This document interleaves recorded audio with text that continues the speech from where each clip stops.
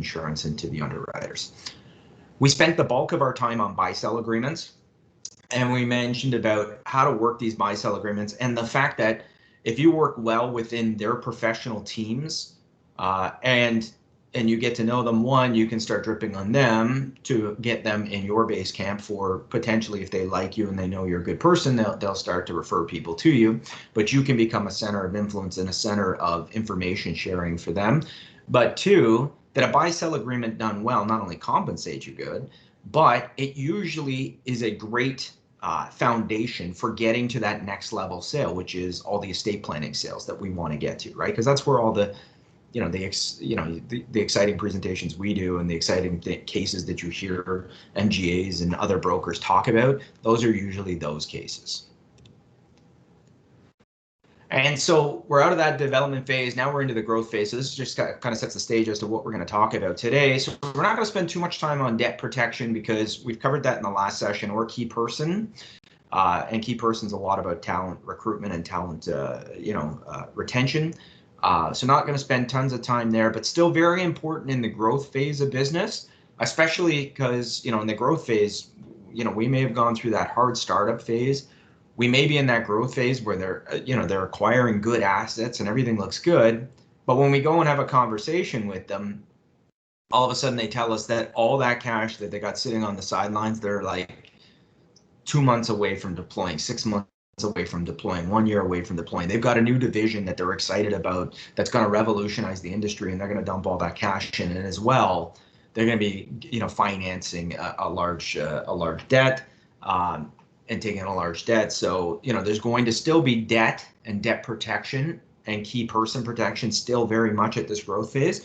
And a lot of times when you get in this growth phase, you're going to get situations where they're starting up a new division, but they're bringing in someone that they've recruited in, and that person is key to that division. So these are the things that we just want to be in contact with our people with. If we understand what's going on in their balance sheet and what they value and where they're driving that business, that starts to unfold additional business for us. And the nice thing about that, and I'm pretty certain I talked about this, but we'll go through it again. That with the buy-sell agreement, that starts to set up your service delivery model, right? So when we identify that a company is in growth, hyper growth, slow growth, are they declining? When we know, usually if they're declining in the startup phase, that's not a good thing. But when we know how their business is trending, we can set up our service delivery model. We can set up our review model. So that way it's once a year, once every 2 years, once every 3 years, right? And we have a set schedule of what we intend to cover and why we're coming to see people.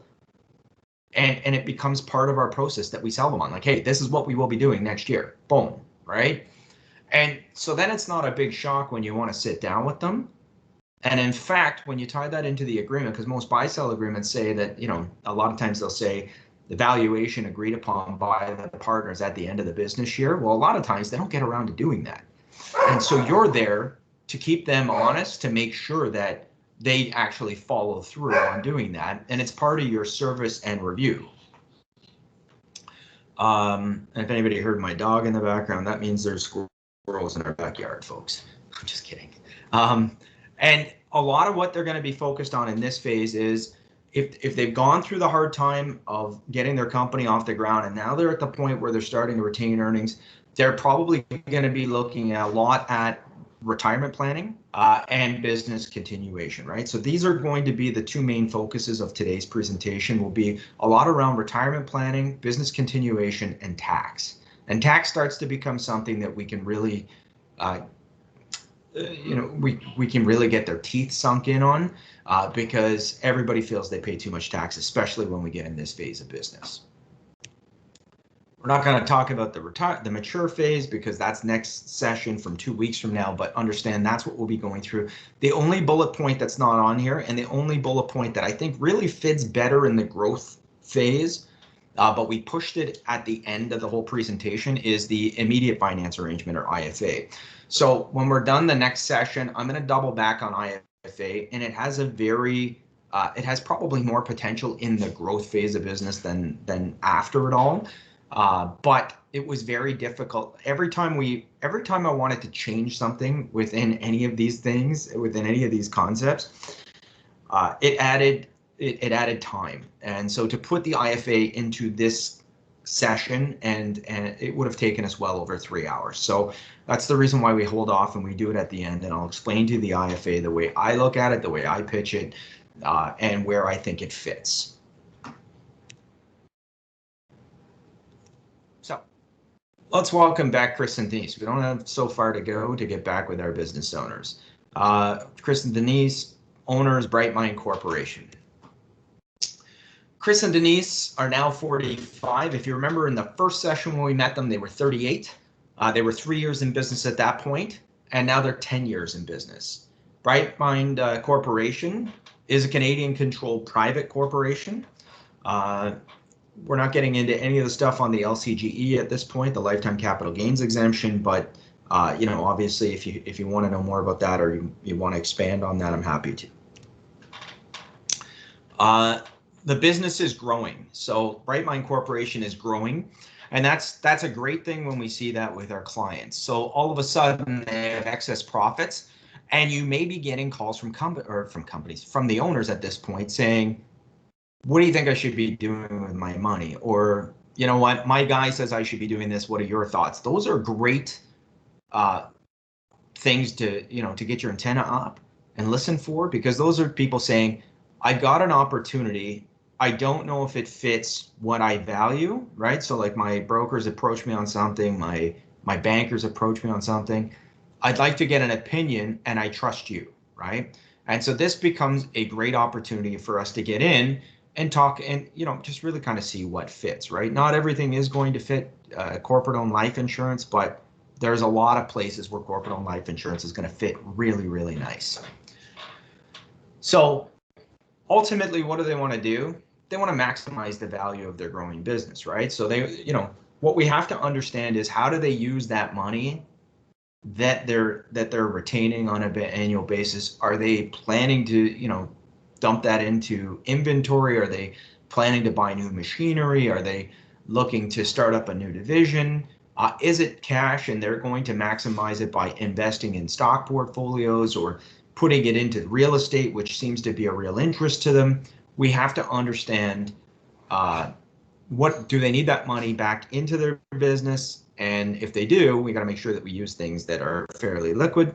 And also, what do they value? If it's not going back into the active business, where are they going to put that money, and how are they going to grow that? And corporately owned life insurance can make a very good asset class, which we'll see in a second, for business owners in this space for a ton of different reasons, right?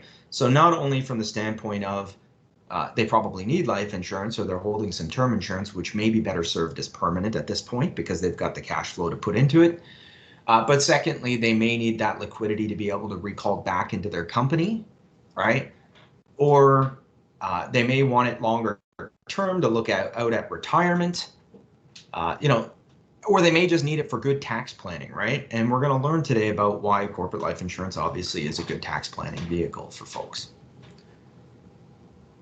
So obviously, corporately owned life insurance provides insurance protection for the business. That's first and foremost. I do hear a lot of this being sold as alternative investment, and I will say that in the national accounts or banking channels, a lot of this is alternative investment, right? So a lot of this is, we've got a client with X amount of assets, and what we're going to do is we can afford to transfer so much of these assets over a 10-year period, and this is what we get for it, right? Oh, you get this life insurance, but more importantly, look at all this cash value that grows, and that's usually the way it's sold there. The issue you have with that is, when you're not leading strong as to why somebody needs the insurance protection as the basis of why you would present life insurance, is that if somebody gets raided along the way, it can completely demolish the sale. So, we as insurance people coming into this, we want to make sure that, one, we're heavily promoting the need for the life insurance in the business and what it does, right? So obviously what it does, it creates liquidity for the business. And one thing I remember my father used to say, my father wasn't so much in the corporate marketplace, but my father always used to say to me when he was training me, that he's never met a widow with too much liquidity, right? Or too much cash. And I would say the same holds true for businesses, right? At the death of an owner, there is not a business on planet Earth that is probably upset that it has too much liquidity or cash on hand, right? And so the first thing it does, it creates for the business. It allows, potentially some of that to be flowed out to the heirs to pay any estate taxes. It can settle any debts on the shareholder. It makes funds available for buy-sell agreements to buy out your family's interests so they are not saddled with the risk of the company when you're not there to actually run it.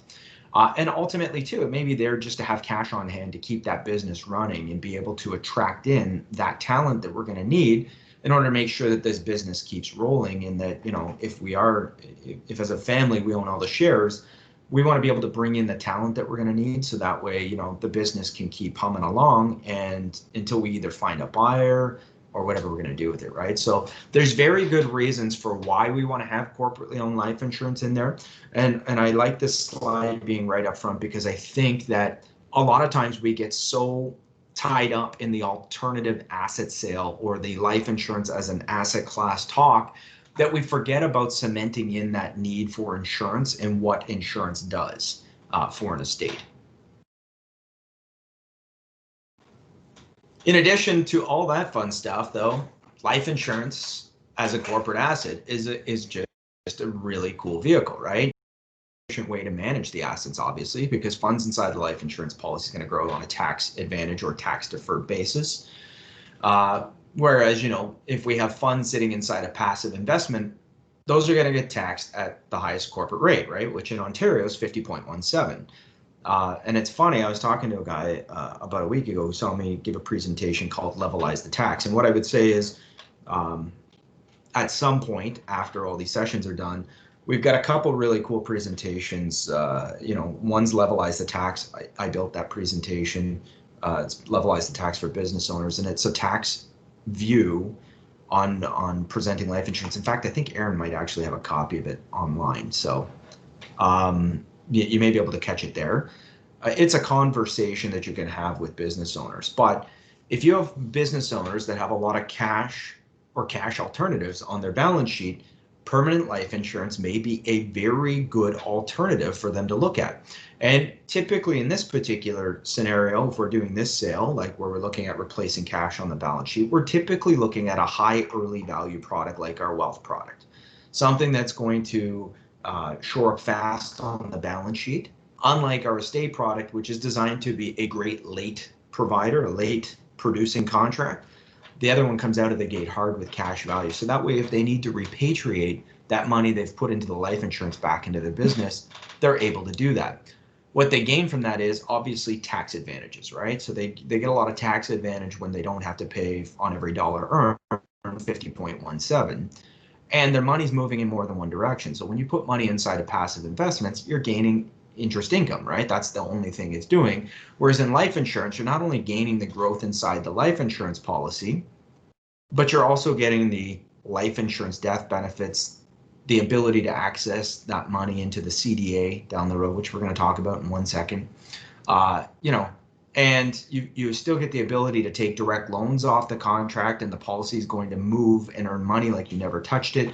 So we get a lot of really cool benefits when we look at replacing fixed income on our corporate balance sheet with life insurance.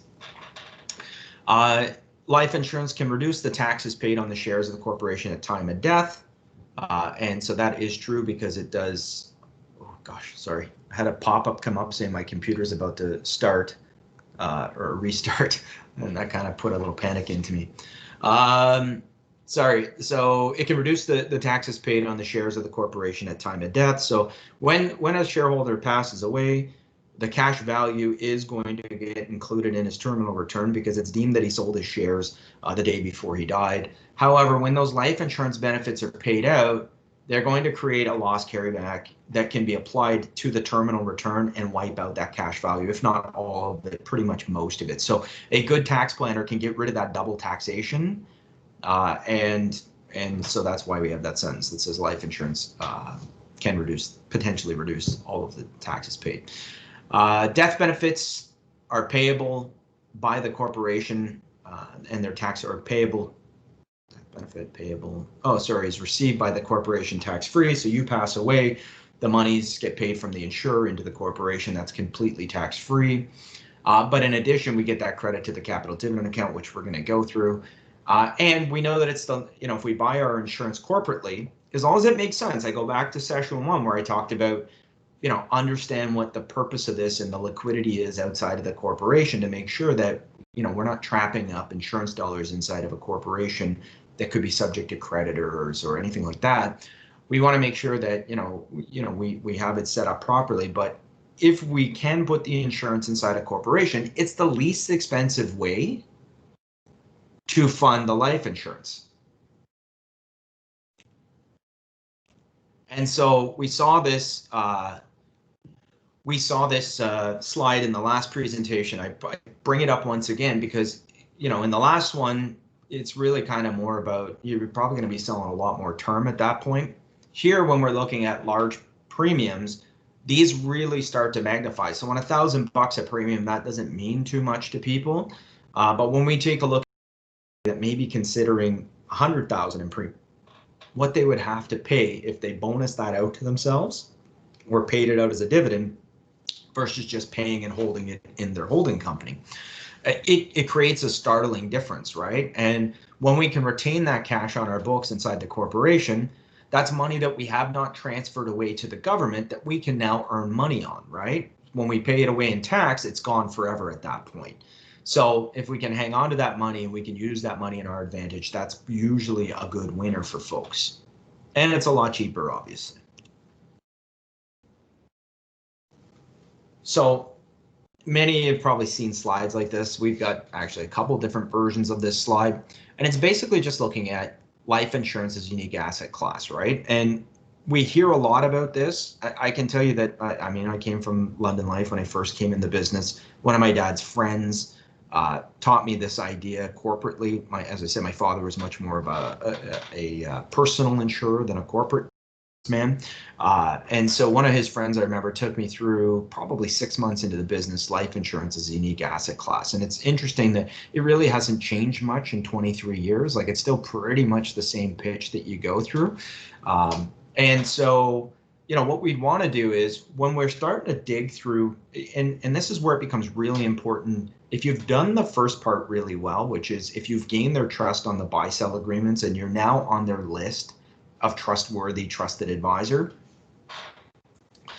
Then when we get into the phase where they're starting to retain assets, or if they're already in that growth phase and you help them with their buy sells at that point, then you're probably going to get to this right away, which I'm sure is where a lot of you want to play, which is understanding what they're holding in their holding company. I get a lot of calls from people saying, I've got a business owner, he's got a ton of money. Then, we go back and we start find out, the guy doesn't have a ton of money. Yes, he has a nice 7 Series Beamer, but he's broke, right? And so what we want to find out is it's not enough to know they have a company. You'll notice here that this could be a holding company, this could be an operating company, this could be a medicine professional company. What we have to understand is, what is the life cycle of that company? What do they intend to do with that company? So people will often say, you should always have a holding company to hold permanent life insurance. And while I don't disagree, right, because we know that if we put money into a holding company, as long as that holding company is not signing any personal guarantees, then it's not going to be subject to creditors, right? So there's good reasons to have a holding company.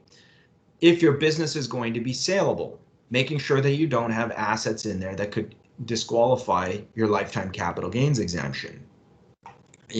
Being able to move money up on a tax-free basis is all good reasons to have a holding company. However, if your business is not saleable, is a holding company really necessary? Well, I would say it could be, but it may not be, right? And so if you're in the type of business where there really isn't a lot of potential liability and the business is not saleable, then I would say you probably don't need a holding company. If you're in a business that is highly saleable, then I would say that, looking at a freeze, which I think we're going to look at in a couple minutes as a reorg here, maybe it may be something that has been recommended that you're just putting off, that your accountant has recommended, but But you know, these are the things that we have to understand is what's the life cycle of this business? What are you going to do with this business? Then if it's just the assets that are going to be sold in the client list or none of it's saleable because it's all you are the business, then you may not need that holding company if there's not a lot of liability there, right? Not a lot of chances for you to get sued. When we're dealing with professional corps, so so it is legal. Not every professional corp can have a holding company, right? So if you're dealing with a doctor, I'll give you some funny stories that kind of come up on this stuff. I get a call from somebody and they're like, I started talking to this doctor. I opened a case. He's got a lot of money sitting in his corporation, and I told him he should have a holding company. And I'm like, that's going to be a problem because doctors can't have holding companies. What do you mean they can't have holding companies? So then we go through that whole shtick, and we managed to get that turned back around, and it worked out okay. But remember, one of the reasons why we talk about specializing in the beginning is so that way we don't get out there and we pitch things where all of a sudden we have to work twice as hard to get back on board. We know the rules within where we want to play. Doesn't mean if you meet a dentist or doctor, you're not going to do business with them, but it just means that don't go throwing out stuff that you don't know is applicable. Lawyers are a professional corporation that can actually have a holding company. Now, even if you have a holding company, you don't get away from the creditor protection, right? So, which they're usually not too concerned with because they're holding a lot of liability insurance. The reason why they would put a holding company in place is if the business is saleable. Well, it's interesting when you talk to, I've had it where advisors have pitched, oh, you need a holding company to somebody. And then I get in there and I talk with the guy. I'm like, hey, how saleable is your business? He's like, yeah, probably not really. I mean, if I have a couple open files I'm working on, I'd probably just sell the files, but company's not really saleable. However, if you run a large personal injury where you're more of a marketing firm and you generate a lot of leads for advisor or for the lawyers within your firm, then you might have something that's saleable because that's a named, recognized brand that has a marketing aspect to it. So you really got to dig down to is the company saleable? Does it make sense to hold here, right? And does it make sense for me to own my permanent life insurance within this structure if I intend to sell that structure at some point, because that's going to lead to tax dispositions and ugly days and ugly conversations down the road. So we spend a lot of time on finding out about corporations and what they intend to do with what the potential intentions with that business are to make sure that structure is set up correctly, because structure is paramount. I almost think it trumps any product out there. So you could tell me it's the best product in the world and give me all the reasons why, but if you put that sucker in the wrong structure, that thing's going to look horrible at some point. So we start out with that holding company, operating company, professional company, whatever it is. Then we go through. So as we've gained their trust, they're going to disclose to us what they're actually doing with their money, right? And so we'll see all sorts of different stuff with companies. I will say you'll see patterns though. Especially if you're working with one particular industry, you'll start to see patterns that they all tend to follow similar traits, right? As a lot of car dealers like fixed income on their balance sheet. Why? Because they take the risk in their business, right? And they've got longevity risk with their land, right? Or longevity view with the land that their businesses are on. So as we start to get to understand their mindset, where they take the risk and how they think, what you're going to find is commonalities in their thinking, right? So what we want to do is get a good listing of what it is they have, and then we want to take them through the attributes of each of those assets that they're holding, right? And so if we go through fixed income, and I'm not going to go through all these, but obviously if we go through fixed income, we know that the growth right now is abysmal. We know there's very little risk in it. So if you feel that you're taking all your risk in your business, you may be more apt to want to hold things in a more fixed income environment. But we know that you're getting jacked on growth, right? We know that the tax treatment is horrible, and they may not realize this because they're used to knowing that, we pay tax at 26.5%. We pay tax at the low business rate of 12.5%. And that's on active business earnings. But once we earn $1 in our GIC, we're no longer in that world. We go right to the passive income rate, which is 50.17 here in Ontario. So that's a very punitive rate.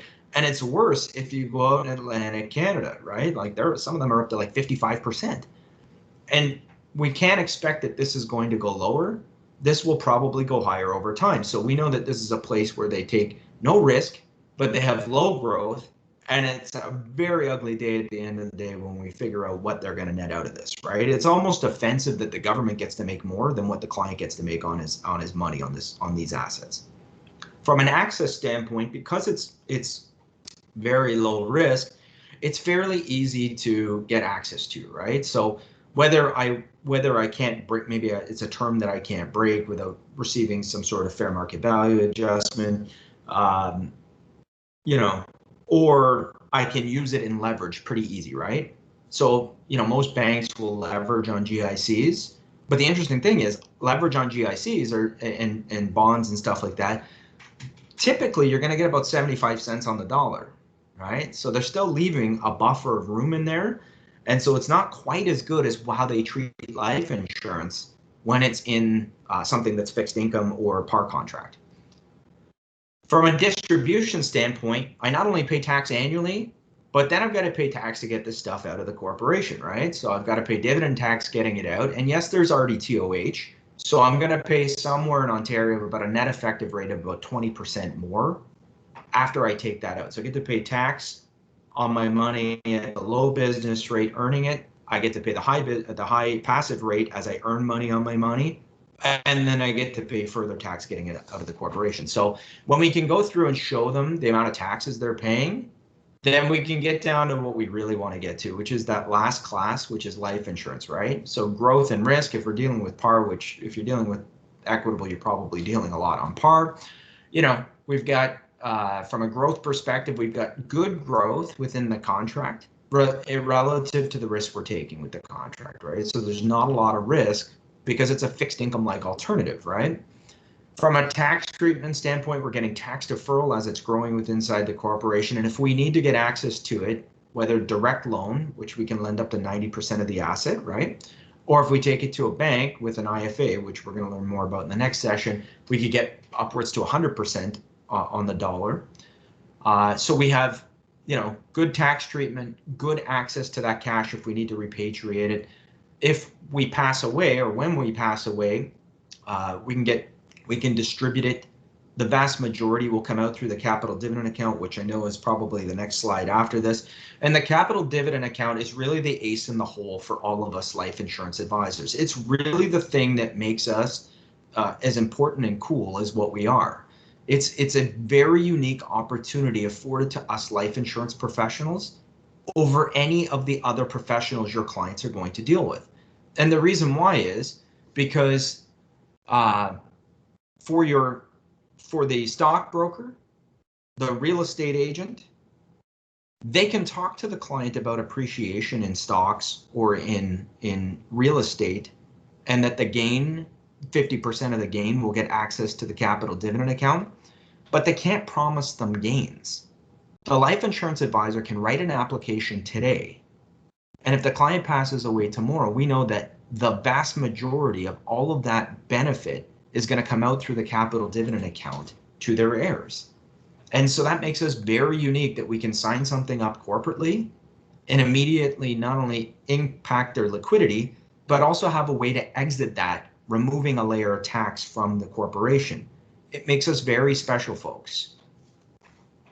And, not the stockbroker, not the real estate agent, not the attorney, and not the accountant can do what we can do, folks. So we should never apologize for that. We should be very proud of the fact that right now, anyways, we're protected with these phenomenal rules that they can take advantage of if they have a need for liquidity and tax sheltering with inside their company. And so, by the way, I'm the first to point out when I don't like something. This is actually reversed. So option 2 should actually be option 1. I'm talking with head office on fixing this in all of our slides. But we're always comparing, when we get to this point, life insurance versus passive investments, right? And so, or life insurance versus their portfolio. Option 1 is always invest, right? Because that's what they're probably doing. So we always want to take it from the position of, here's what you're probably doing, right? Like if this is what you're doing, what we want to show you is a way to recapture taxes. What we want to show you is that by adding life insurance in your portfolio, you can, your heirs can expect to have this much more, or you can spend this much more in retirement, or whatever whole pitch is. But option one should always be invest. Option two is always buy life insurance.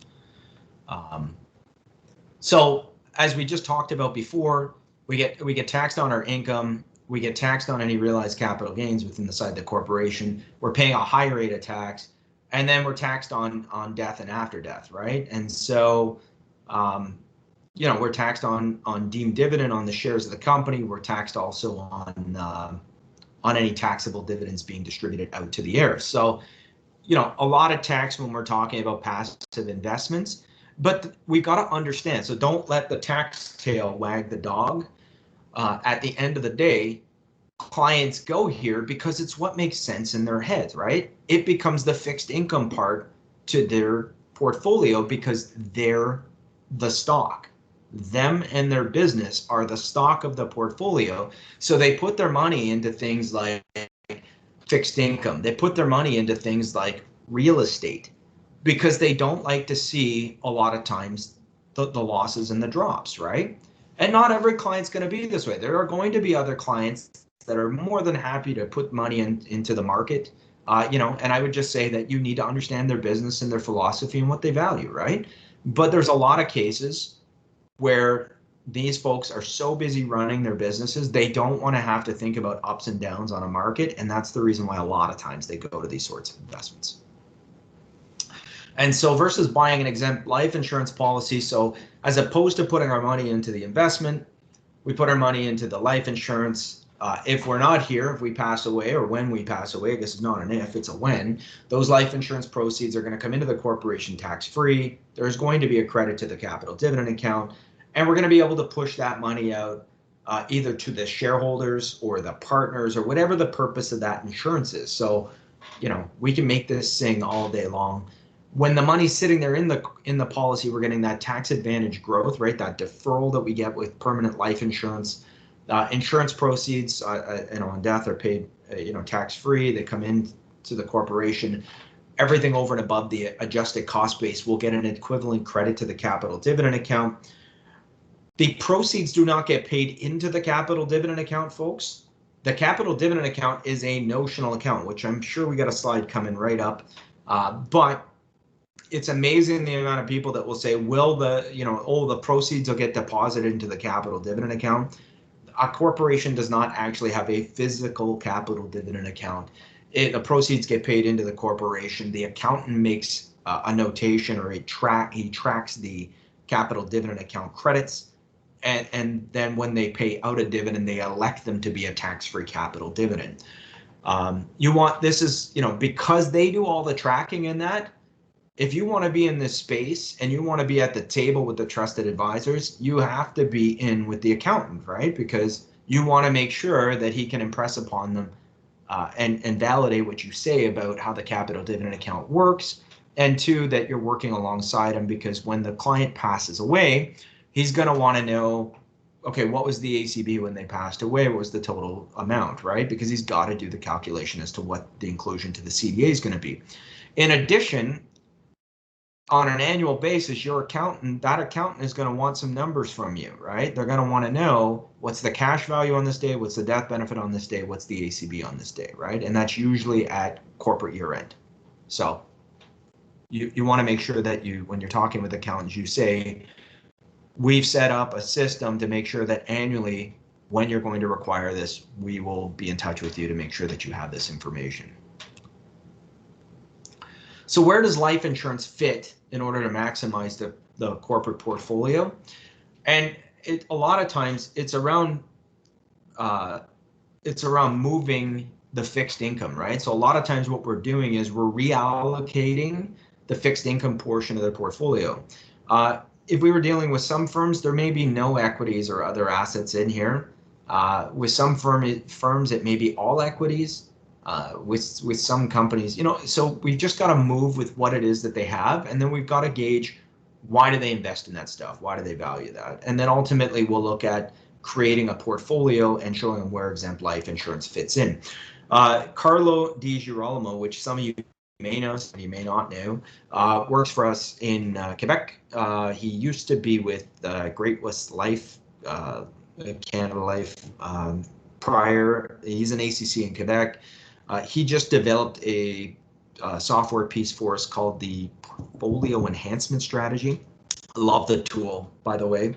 And if I'm permitted by Aaron to come back and when this thing goes into a study group, the first session I would do is levelize the tax for corporations with the portfolio enhancement strategy at the end. But basically what it is you can take all the client's assets, once you know what they are and once you know what they're getting in yield, and if you have their RDTOH balance and any CDA balance, which there probably isn't any, but there may be, you can enter all this stuff in and you can show them, it's basically like, remember that old commercial, this is your brain on this is your brain and this is your brain on drugs. Well, it's kind of like that, right? From the standpoint of this is your portfolio if you just keep doing what you're doing, and this is your portfolio if you introduce like permanent tax exempt life insurance, right? And so it's looking at it more from an asset standpoint. Whereas I think if you can take that and drive home the rationale as to why you're looking at insurance and how you're taking some of the risk off the table, I love this concept, folks. And Aaron, even on, maybe on break, I can actually post up an example of it in the chat there if you want to take a look at it. But I love it. It's a great small concept piece that you can create a beautiful conversation off of with clients.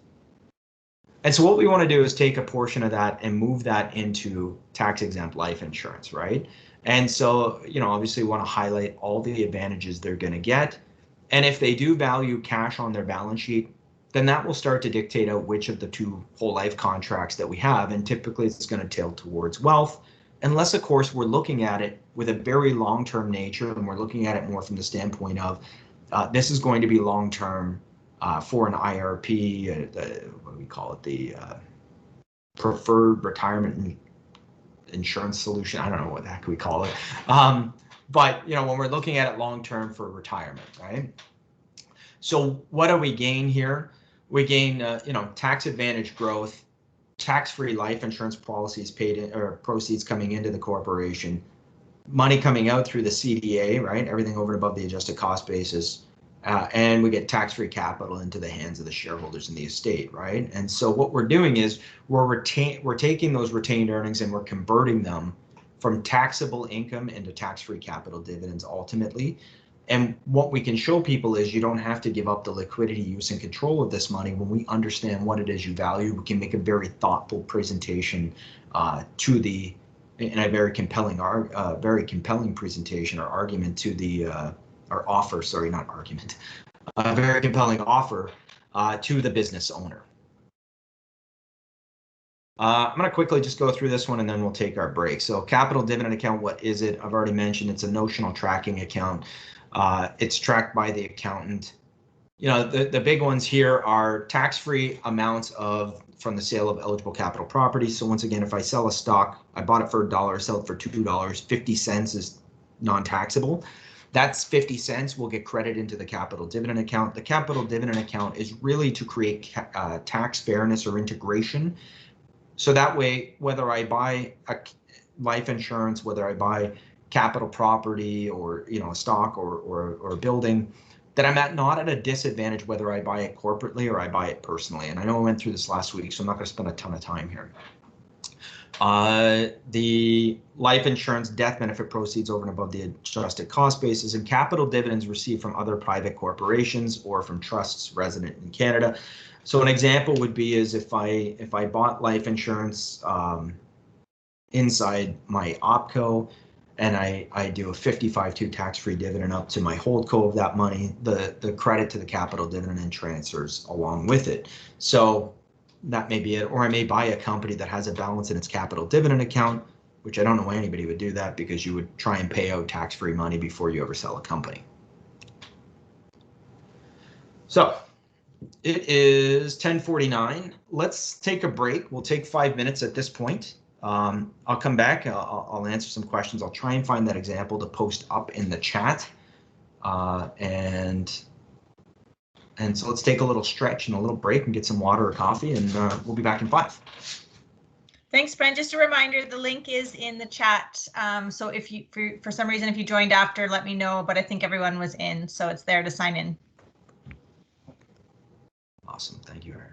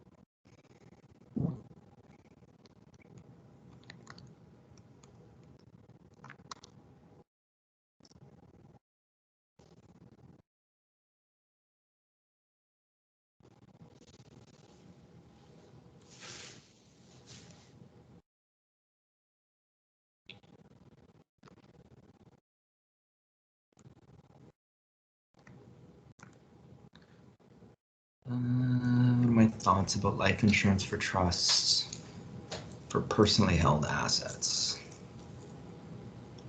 I guess it depends on what the trust is for, right? I mean, for like a Henson trust, so if we have somebody who has a child with a disability, it can completely makes sense. A lot of times using life insurance makes sense because it has to fund testamentary in order for it to get its preferential tax treatment under the graduated tax system. So it has to be formed post-death. It has to be named correctly in a will. So in that particular scenario, it makes total sense. If we've got blended families, the use of a trust can make total sense, to fund on a testamentary basis, right? So it just depends on what we're using the trust for, right? Like, if it's a trust that's in existence full of money and they'd like to access some of the capital, and the trustees, first off, you got to check the trust agreement. So if the trustees are good with the idea of releasing some of the capital now to the beneficiary, but having it paid forward because the purpose of it was to have multi-generational wealth transfer, then I like that too, as long as the trust can have that. Certain things don't work within trust. So if we're dealing with a spousal trust, so one of the benefits we gain in a spousal trust, is we can roll those assets over into it on a tax deferred basis. So let's just say we have a stock portfolio, we could roll that over inside a spousal trust.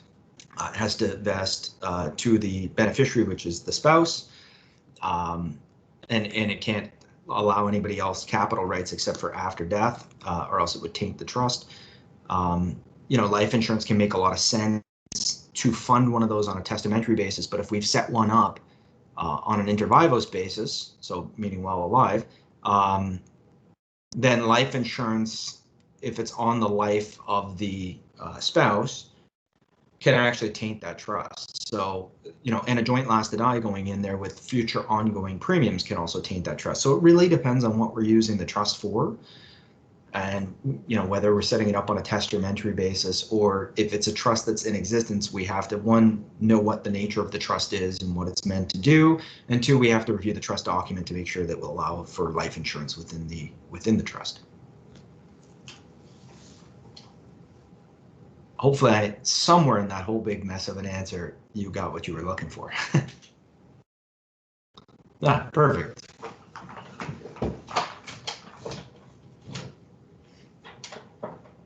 And I don't know whether you were maybe talking about a family trust too. So a lot of times we'll have situations where we see a corporate reorg and they introduce a family trust, and then I'll get a lot of questions on, oh, should we own the insurance in the family trust? And once again, I want to know what the purpose of the insurance is, and two, I want to know if there's actually cash in the family trust.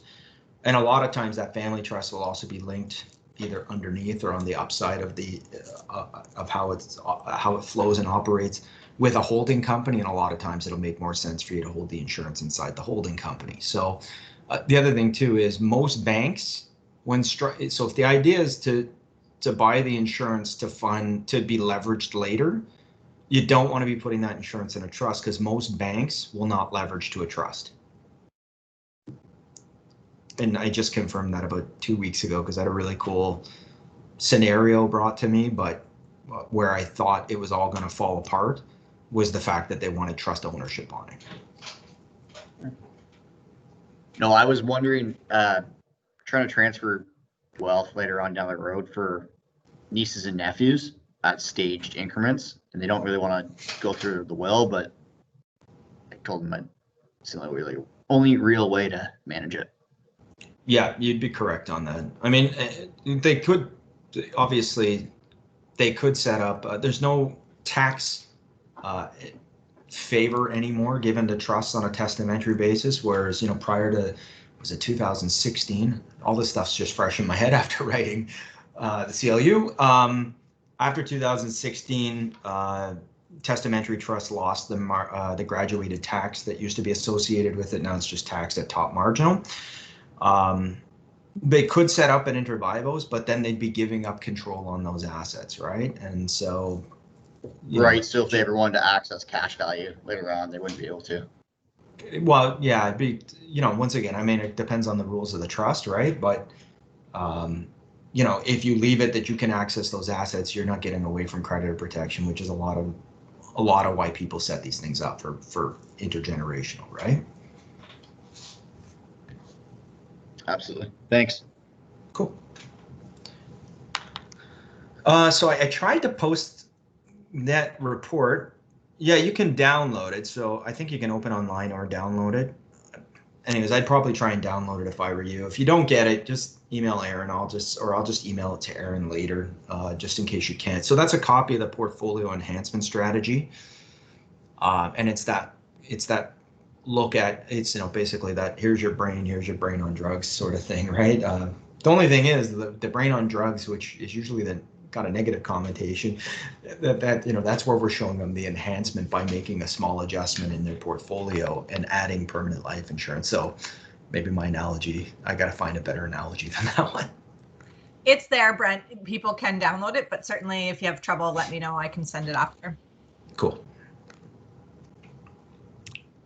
Okay, so when we're dealing with corporate-owned life insurance, one of the major things that's going to thrust us to the forefront is tax, right? So not only the tax that, I think the first level of what we show people is the liquidity it brings and how it solves the issue, right? The next thing we usually tackle is the passive income thing, more from the standpoint of here's what you're getting. You're not getting taxed on your low business rate when you put money into passive investments. Here's what you're paying. Go right to 51.7. Do not pass go. Do not collect $200. Well, our good friends in the government decided that they would make things a little bit more difficult along the way. And so they introduced some new rules back in 2018. So I know it says proposal, and here's what I prefaced early on. It's not proposal. This is current now. So these are the slides that we need to update. Two main changes here is additional factors for reducing the small business deduction limit. So we're going to talk a little bit about this. I realize not as punitive in Ontario at the moment, but I think at some point it will be, and especially with the amount of checks that have been written during this pandemic, it's not hard to see things that may be changing, and this would be one I would say that Ontario may get on board with, although I know Doug Ford is not a big fan of this whole passive income approach. And then different RDTOH accounts payable. We'll talk about all this as we go through. So under the current rules, since the budget, the benefits of RDTOH and the CDA still apply. There was kind of this thought that they might go after eliminating the CDA. That thankfully they did not. Especially after I just spent so much time in this last segment, preaching that the CDA makes us so darn cool and so valuable to business owners. We're very thankful that they have not touched the CDA at this point. There was no new rules really in that budget on life insurance because the sweep came in 2012. Yes, the new tax exempt rules didn't take place until 2016. But they were actually introduced back in like 2012. It just takes a couple of years, and then the industry lobbying against it, and then a couple of years for us to get all of our systems once we land on where things are going to land. So there was really no rules limiting life insurance, which is great for us. No sweeps on life insurance means no changes in a negative way. And so some of the things that happened that people didn't like was there was no grandfathering on pre-budget rules to old budget rules. It was kind of like, hey, this is coming, and it doesn't matter whether you already had retained earnings in your business. Those are not grandfathered. This is going to be applicable to anybody who has a business and retained earnings. Doesn't matter if it's from now or before. And so obviously there was a lot of town halls and people didn't feel very good about this. And, and you shouldn't. If you've got retained earnings in your business, you probably aren't very happy about this, depending on how much you have. But for the life insurance business, folks, this is not the worst thing in the world. In fact, this gives us a bit of an opportunity to go out there and preach why permanent life insurance inside your corporation may make a lot of sense to you, right? The new rules apply on all passive income and dividends paid to a corporation after 2018. So everything started in 2018. So under the old, I should say old and not not proposed. You know, I could go in and change that, but every time I do this presentation, I say that and then I forget to go do it. So where it says current, just think old. Where it says proposed, that is the current. So we all know that up to the first $500,000 of active business earnings, that a corporation is going to pay a low rate of federal and provincial tax. Right now, the rate is about 12.5%. It's about 12.2%. Sorry, it was 12.5% last year. This gets down lower if you're certain type of corporations, manufacturing companies, but typically it's around 12.2%. Based on, under the new proposed, so the small business deduction at $500,000 still exists, but under the new legislation, there's this aggregate limit of investment income inside of a corporation that can start to eliminate your small business deduction, moving you more to that general active business rate of about 26.5%. So how does it work? So basically, once your passive investments produce $50,000 a year, that's the minimum threshold. At 50,000 and under, you're okay. So if you have assets producing $50,000 of passive investment income on an annual basis and under, you're okay. The minute you go $1 over 50,000, you start to lose $5 off the small business deduction, the $500,000, right? Small business rate. So I'm going to show you this in a chart in 1 second, make this look a whole lot easier. So what does it mean? It means if you're earning more than 50,000 in passive investments, it means that you're losing some of that small business deduction rate, right? And so once you get over 150,000 of passive investments inside the corporation, be it a holdco, sister co, it doesn't matter. Once you get over 150,000, you no longer have the small business deduction. You're going to go right to 26.5%. So the next line says, though, if you do lose this, you're not going to pay the normal dividend rate, right? Which is a much higher dividend rate. You're going to get what's called a general income rate pool dividend, right? Or a GRIP balance dividend, which means that you're going to pay a lower rate on the dividend coming out. And so I have seen some tax professionals get up there and say, yes, if you have more than 150,000, you're going to be paying 26.5% versus the 12.5%. But down the road, it's really kind of a wash from the standpoint of you're going to pay a lower dividend rate out. So on $1,000 that you're going to, or on a certain amount that you're going to pay this amount of money, you're going to pay this much less in dividend. If you take a look, you end up in the same place. And they're not wrong when they examine the math that way. What it ignores, though, is if you don't actually take those dividends out for 20 years, well, what was the time value of that money that you transferred away in tax, right? So that extra taxes, that extra, what is it? It's like 14% in tax that you're going to pay on that money. You could have been earning money on that money, but instead you transferred that away in tax. So if you could have recaptured that back into your life, back into your financial world, and you've been able to use that to either help grow your business or just make additional investments on, how much would that money be worth to you?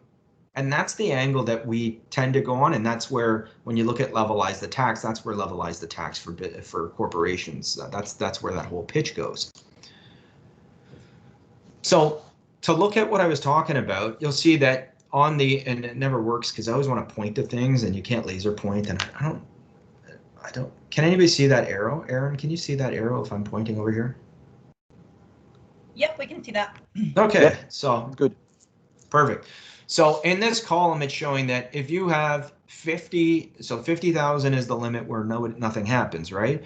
But if you earn 51,000, so 1,000 over the $50,000 limit, you lose 5,000 bucks off the small business rate. So meaning that you can now get the 12.2% tax rate up to $495,000. But every dollar over 40, that 495,000, you're going to now pay general active rate on, right? 26.5%. Once you get 100,000 over the 50,000, so 150,000, you've lost the entire $500,000 limit. So now you're just paying tax at 26.5%. Well, what does that mean? Well, it means that on that $500,000, you're going to pay about $70,000 more a year in tax than what you were previously before they introduced this rule, right? You're also going to have this GRIP balance that's this, oh, here we go, there, this general income pool balance, right? And so what's going to happen is, and I can't see what's under here. So Aaron, if I can get you to just kind of read me these.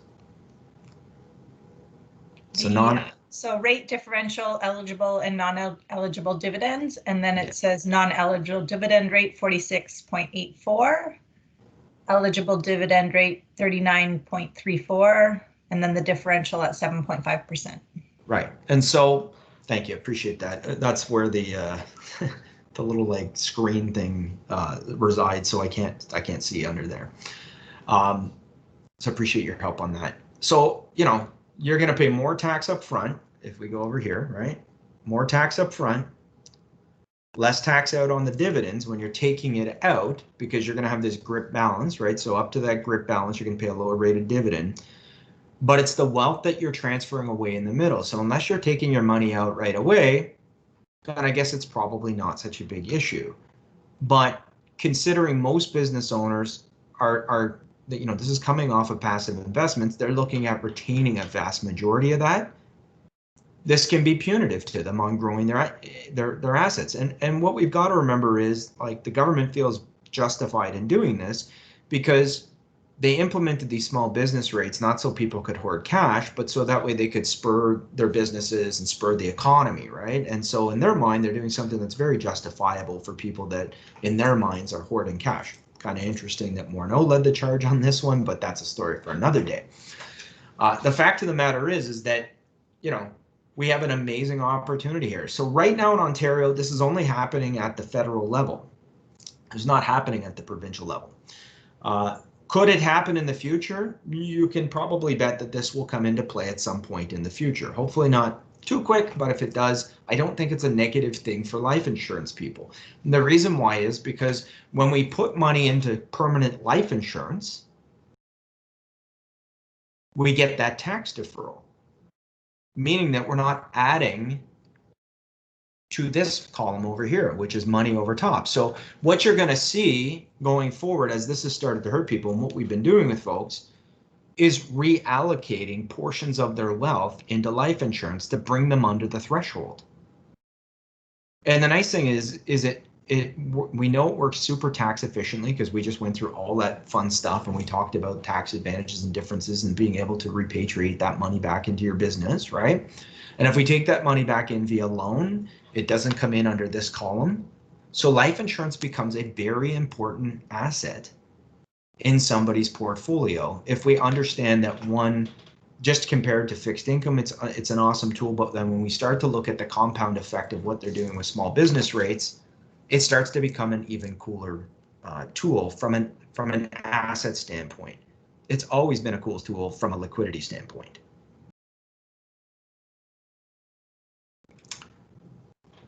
So summary of the advantages here: liquidity for the business.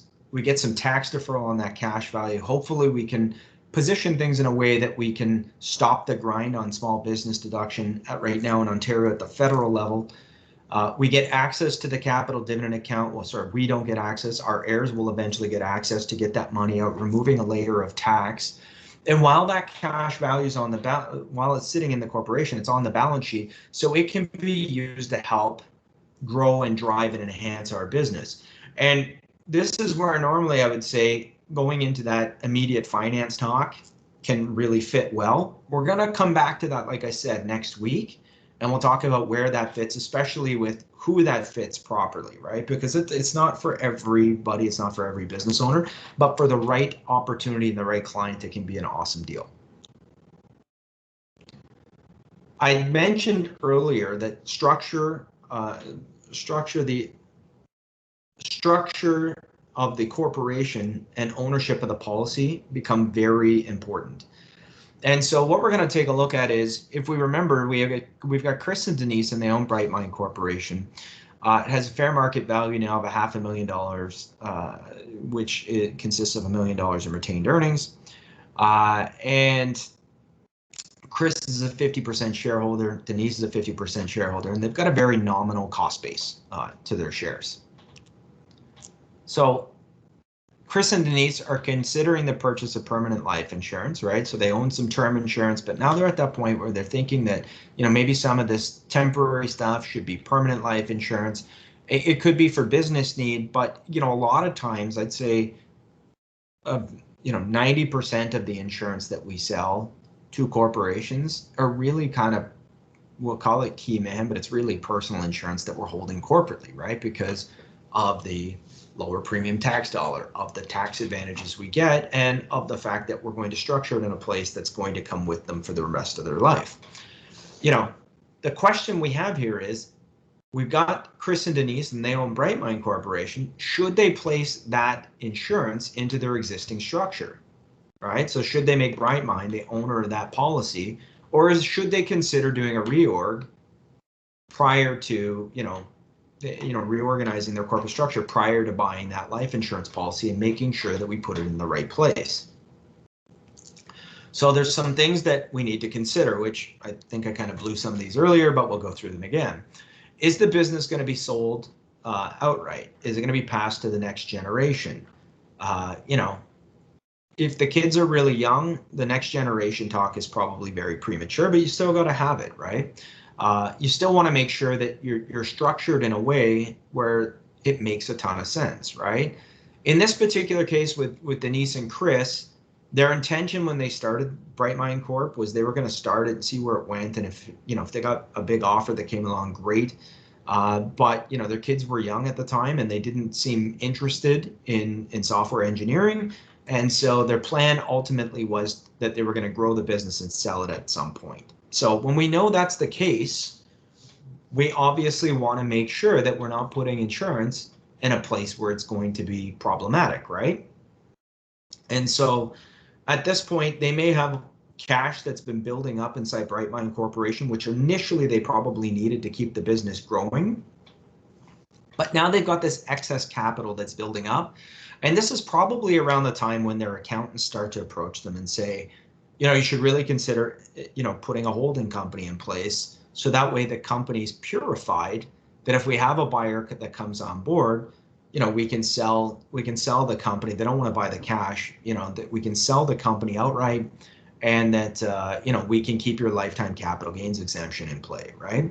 And so part of the lifetime capital gains exemption has to be Canadian controlled private corporation. The majority of shareholders have to be Canadian, but there's a percentage of assets in active business earnings test that comes up, right? And so a business has to have 90% or greater of their assets in active business earnings. So if we have,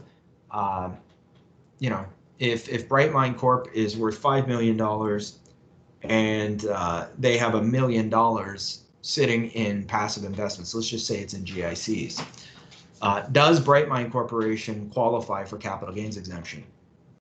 Anybody?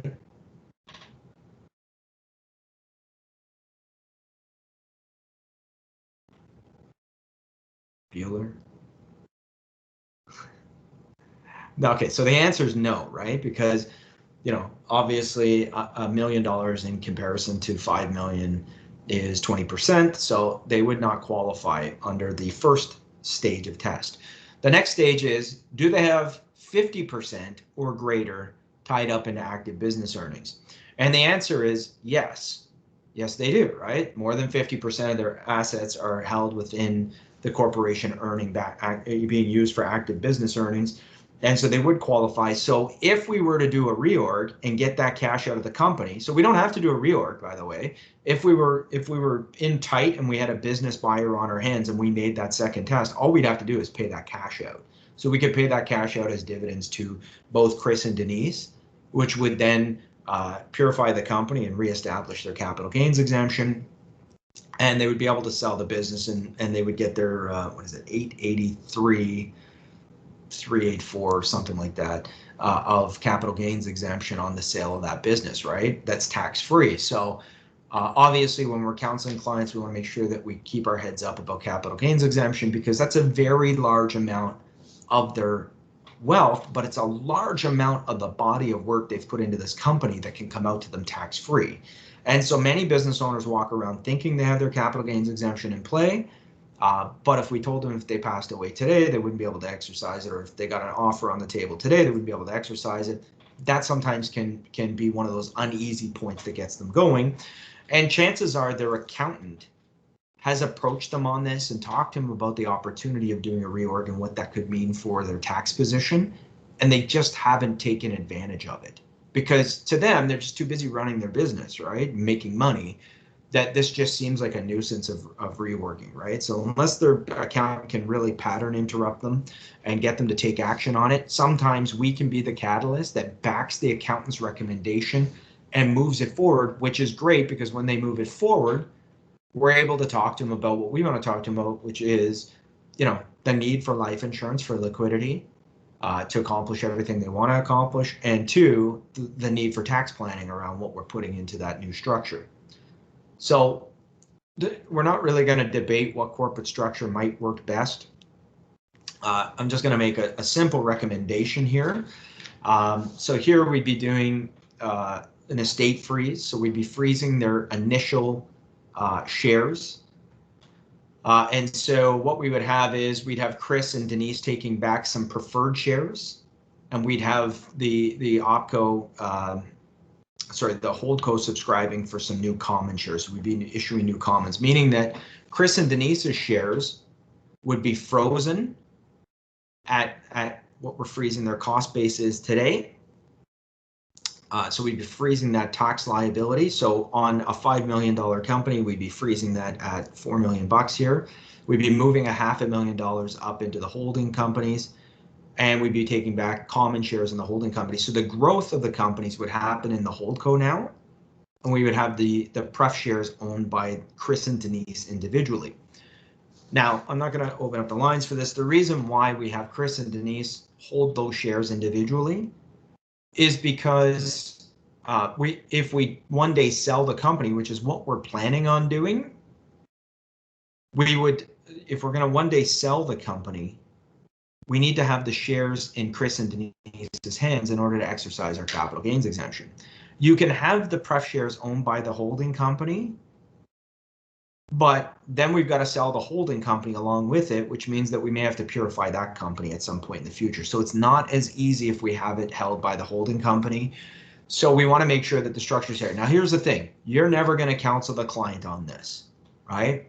You just need to be able to follow along as to what's being said. Chances are his accountant and his lawyer are the ones that are going to be dealing with all of this reorg, right? What you want to make sure is that you're keeping in line every step of the way, because if the accountant, so let's say that you've brought this up and the accountant hasn't, because they're more of a bookkeeper than what they are a tax planning accountant or a business planning accountant. They more do tax returns more than anything. You want to make sure that they're not trying to hold those pref shares inside the holdco. So there are times where you may want to interject. You can do that with help of myself, help of Brian McNulty, help of some other insurance, insurance lawyer or professional.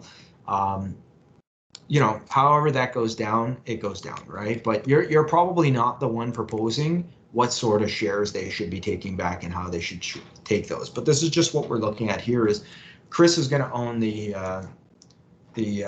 pref shares. This holding company is going to own the common shares, and the same thing over with Denise. So that way, if they sell in the future, we know they can exercise those capital gains exemptions. So the benefits of doing this is we're going to purify the company of its cash, reestablishing that the OpCo as to be eligible for the lifetime capital gains exemption. They're going to gain potentially creditor protection so there may not be any creditors on the OpCo, but typically there is not creditors for a holdco unless, of course, the holdco signed for anything using a personal guarantee. But so we're going to gain some creditor protection of those corporate assets, which is a good thing. both individuals can obtain the life insurance they want and hold that inside their corporations, which is nice because down the road when they sell OpCo, they're going to retain those holding companies, which means they're going to hold that insurance for the rest of their life as they intended because it's permanent life insurance. Eventually, the life insurance proceeds will be paid out because they're going to pass away. The shares are going to probably roll over to their spouses if they're alive. If the spouses aren't alive, the shares are going to go through the will to the kids. They're going to come and file for those death benefits, and they're going to be able to strip that money out as a tax-free capital dividend through the capital dividend account. Obviously, as with anything, we're going to disclaim it saying you should get legal and tax advice before proceeding with any of this. But if we're doing a restructure and all this, guarantee you we are working with their legal and tax advisors on it, on all of this stuff. I've never seen one done otherwise, but you know, always got to preface it. So I'm going to talk to you now about the concepts that work really, really well here. And we're going to take this through to the break. So I'm going to talk about the overview of the concept. And then what we're going to do is dive into an example with Chris, okay? So these are probably the two most commonly sold and talked about concepts in life insurance for probably the last 3 decades. Really, they're the top one or two. The first one, corporate preferred estate transfer, which everybody's got their own name on this, preferred, you know, corporate estate transfer, corporate estate maximizer, corporate estate bond, is probably the #1 most sold concept in the market space. It's the idea of if you have excess cash sitting in your corporation that you're never going to need, and that's going to transfer onto your heirs, what's the advantages I could get by putting that money into life insurance over what I'm doing right now? And the second one that we're going to explore is really, we always start out, so the reason why I even bring corporate preferred estate transfer involved at this point is because it's the basis of buying insurance corporately, right? So while we're not using it for any funky strategy, we're buying corporate insurance to be liquidity and to be an alternative typically to what I could be doing with my money inside my corporation, right? So it provides me that estate bond while my money's growing up. And then we're going to go down to that corporate preferred retirement solution, which is a secondary concept from this, which is the idea of, what if I'm still alive? What if my feet are still on this planet and I want to have access to that money when I retire? And remember, people buy for their own reasons. People don't buy life insurance selfishly, right? Because it's a very unselfish sale. But in a corporation, when we're stuffing it full of dough, and while I'm growing my assets, so not while I'm flushing tons of assets and I don't think I'm ever going to need to spend all of it, but while I'm growing my assets, I may have a bit of greediness in me that says, well, this is great, but how does this benefit me? That's where we're going to get to on that particular concept. So corporate preferred estate transfer, the focus here is on transferring the value of the shares to the next generation, right? To the estate on a better taxed advantage and on a more complete advantage. So who are the candidates for this concept right off the bat? And we'll notice that Chris and Denise both fit this bill, right? So they are owners of Canadian controlled private corporation. In this particular case, they are owners of holding companies where we're going to hold this. So that makes them very good candidates. There's a need for life insurance either in the corporation. So it could be for buy-sell purposes, the need for insurance. It could be for key man purposes. But ultimately, I think a vast majority of the insurance we buy is for personal estate purposes. It just makes a whole ton of sense on owning it there because we're paying it on the cheaper corporate tax dollar and we get all those other tax benefits that we've just spent the last hour or so going through.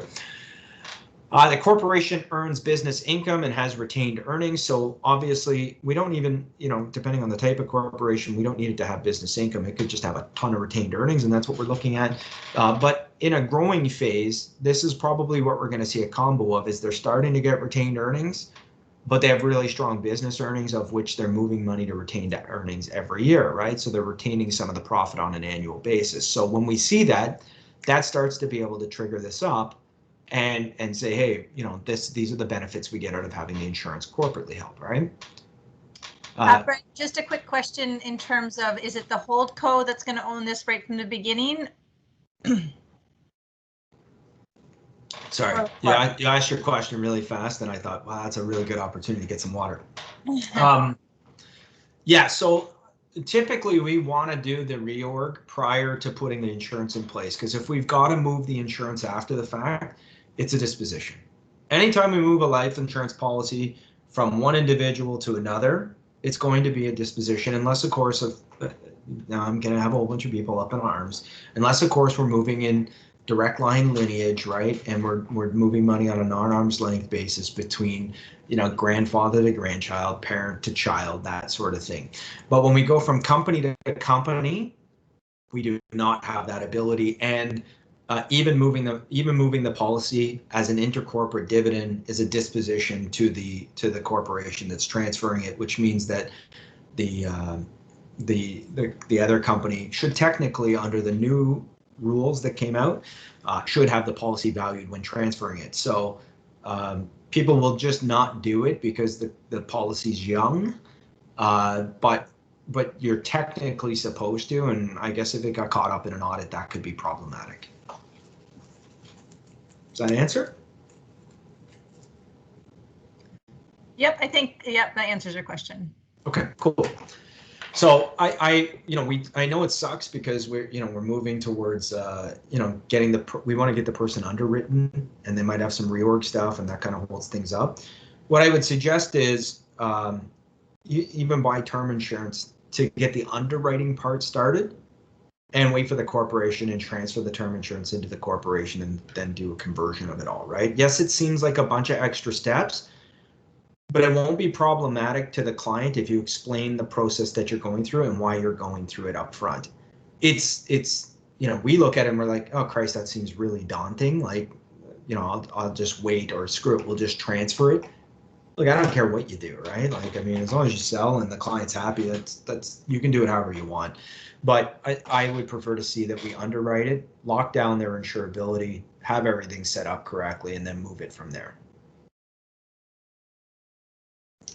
So here's that slide that we were talking about. I would flip this upside down. So how does this work in the corporate preferred estate transfer? Well, what we're comparing is, if you keep doing what you're doing, you're going to get what you get. So option 2 should actually be option 1, because that's what the client's doing, right? They're putting their money into something. And what we're going to do is go through that. Here's all the asset classes you can hold, and here's what you're actually holding, and here's the goods and the bads about it, right? And then get their opinion and feel on it, because that's going to tell you what they value and why they're doing what they're doing. And when you know what they're doing, it makes it very easy to make that compelling argument for tax-exempt life insurance, especially if they have term insurance right now. If they've got a bunch of excess cash or retained earnings, showing them that they can gain a whole bunch of tax benefits while not losing the liquidity, use, and control of that money can be a very key driver for them, right? Or they may not need the money. So I have met I'll give you an example of a lawyer. There's a lot of lawyers out there with money inside their corporations that they're just, they've got a lot of excess, and they have a lot of excess on an annual basis, right? And so my comment is pre-COVID. So, I haven't worked on one since COVID, but I would tell you that I'm working on a case right now with a lawyer whose business is actually up during COVID, and so, in times of crisis, times of accidents go up. So if you're working with personal injury lawyers, from what I understand, they haven't suffered too badly through this.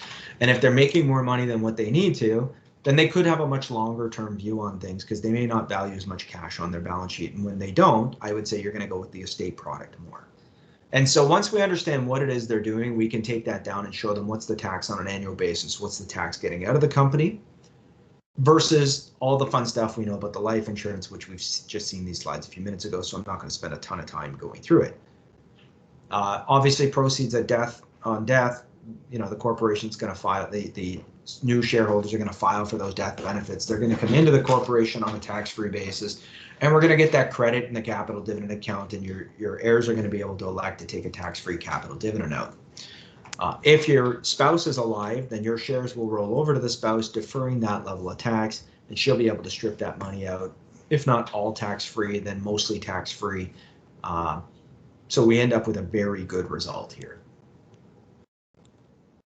So the benefit at death is reduces tax paid on shares, may reduce the capital gains tax payable, and a larger tax-free payment to the shareholders. So this, gets really evidenced well when you look at an illustration, which I know we're going to look at some examples here shortly, but I think it gets illustrated even better in that portfolio enhancement strategy that I that I posted in the chat.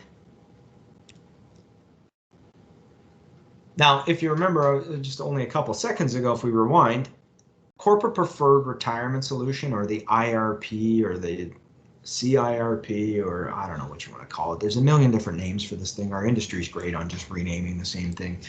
It's a combination of corporate preferred estate transfer. So while I'm not using that money, I get corporate preferred estate transfer. And if I never go and turn on a bank loan on this policy, then I've got corporate preferred estate transfer. But at this phase, when they're building their business, remember, the majority of their assets and time are tied up in the business, right? And so they're probably in their scorecard in their head behind where all their friends are in saving for retirement. And what we have to impress upon them is, yes, you may want to consider RSPs, you may want to consider, an IPP and all these other fun things that you have, available to you. But one of the things that you get when you buy permanent life insurance is the ability to later leverage on it and create a retirement income stream, right? And that cash flow is there to supplement your life in retirement. And so, that's really to satisfy that what about me factor, right? And this may be the concept that does attract and excite most of the business owners out there, because they like to know that they've got protection, but they usually want to know how do I use this money while it's just sitting there in my corporation. I don't want it to be a dead asset. I want it to provide me more benefits. So for these folks, corporate preferred retirement solution may be that itch for them, right? That you can start to create.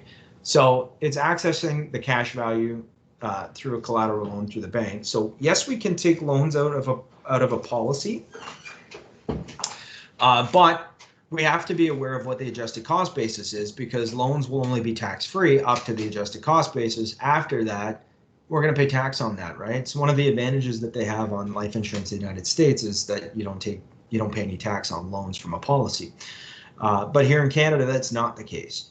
And so the reason why we use collateral loans in these situations is because when we borrow from a third party, we don't trigger any tax in relation to the policy's ACB. So that's what makes borrowing a lot more exciting from a third party lender than it does directly through their bank or through their policy. However, if a client needs a loan quick, fast, in a hurry, and they want it done on their own terms, then borrowing from the policy may make a lot of sense. And even though they may pay tax on taking that loan, when that loan gets repaid, that becomes deductible to them.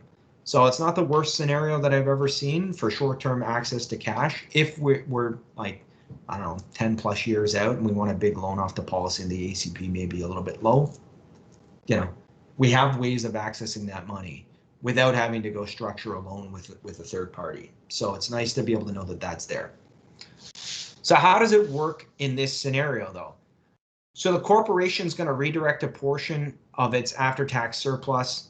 In some cases, folks, what we're doing is looking at the portfolio and just reallocating a portion of the portfolio. We can do it either way, right? So there's ways to present this on whether we're just reallocating chunks of the portfolio or we're taking it out of the annual after-tax surplus cash flow, right? And what we're doing is we're going to take that permanent life insurance policy and we're going to obtain a bank loan using that cash surrender value as collateral for the policy. So right now I'm probably not showing most to you anything that you haven't already seen. But there's two ways of doing this. And we're going to look at both of these in some detail. The shareholder borrowing is typically the one that I see presented a lot out there. It's super sexy. It looks like you get just the most incredible deal in the world, but it comes with complexities. The corporate borrowing with dividend to shareholder is a much more simpler to follow. It's the more, I think when you're dealing with an accountant, it's going to be the more kosher approach. I think you get accountants on board with this right away. And I'll tell you that honestly, when I sit in front of an accountant and we talk about this concept, I typically explain corporate borrowing with dividend to shareholder first. And that's because if they just grew their assets in their corporation and they were going to access them in retirement and we didn't have life insurance, they would probably take a dividend out at that time, right? And so all I'm showing them is we're going to grow these assets inside this tax deferred vehicle for all these reasons that we talked about. And then when we go to access that money, we're going to have the loans come into the corporation. We're going to pay that out as a dividend. So it puts it on the level of same. The shareholder borrowing is a little bit more intricate, and I think some of you may be surprised at some of the rulings that exist around this that you may not have heard of before. So we're going to dive into shareholder borrowing first. So there's a couple things you've got to know about the loan and about the lenders before you actually even get started in this. And if you want to be in this space and pitching this, spend time with your lenders, folks. Know how they're going to underwrite these policies at the time of borrowing, because you want to make sure that you're not pitching this to be something that it's not going to be, right? And so each institution will specify its own policies and limits. So the limits vary based on the type of policy it is, the type of investments that are in the policy. So on a whole life policy, in some types of loans, you may be able to borrow up to 100%. Some you might only be able to borrow 90%, 75.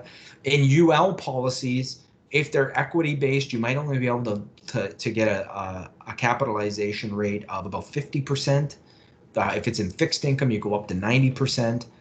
So you've got to, you've got to know what they're going to lend on. And it's funny, I remember back in the UL heydays, people would just say, we're going to show this at 6%, and then when we get to the retirement stage, we're going to flip it into fixed income so they can leverage on it. I'm like, great. So then stop showing 6% all the way through the contract and show that to the date in which you're predicting you're going to switch this thing to a bank loan. And what they learned was going down to the minimum guarantee, which used to be super generous at 3%, would stifle the growth of the policy and not produce as great a loan as what they were looking at when they were running at 6% the entire way.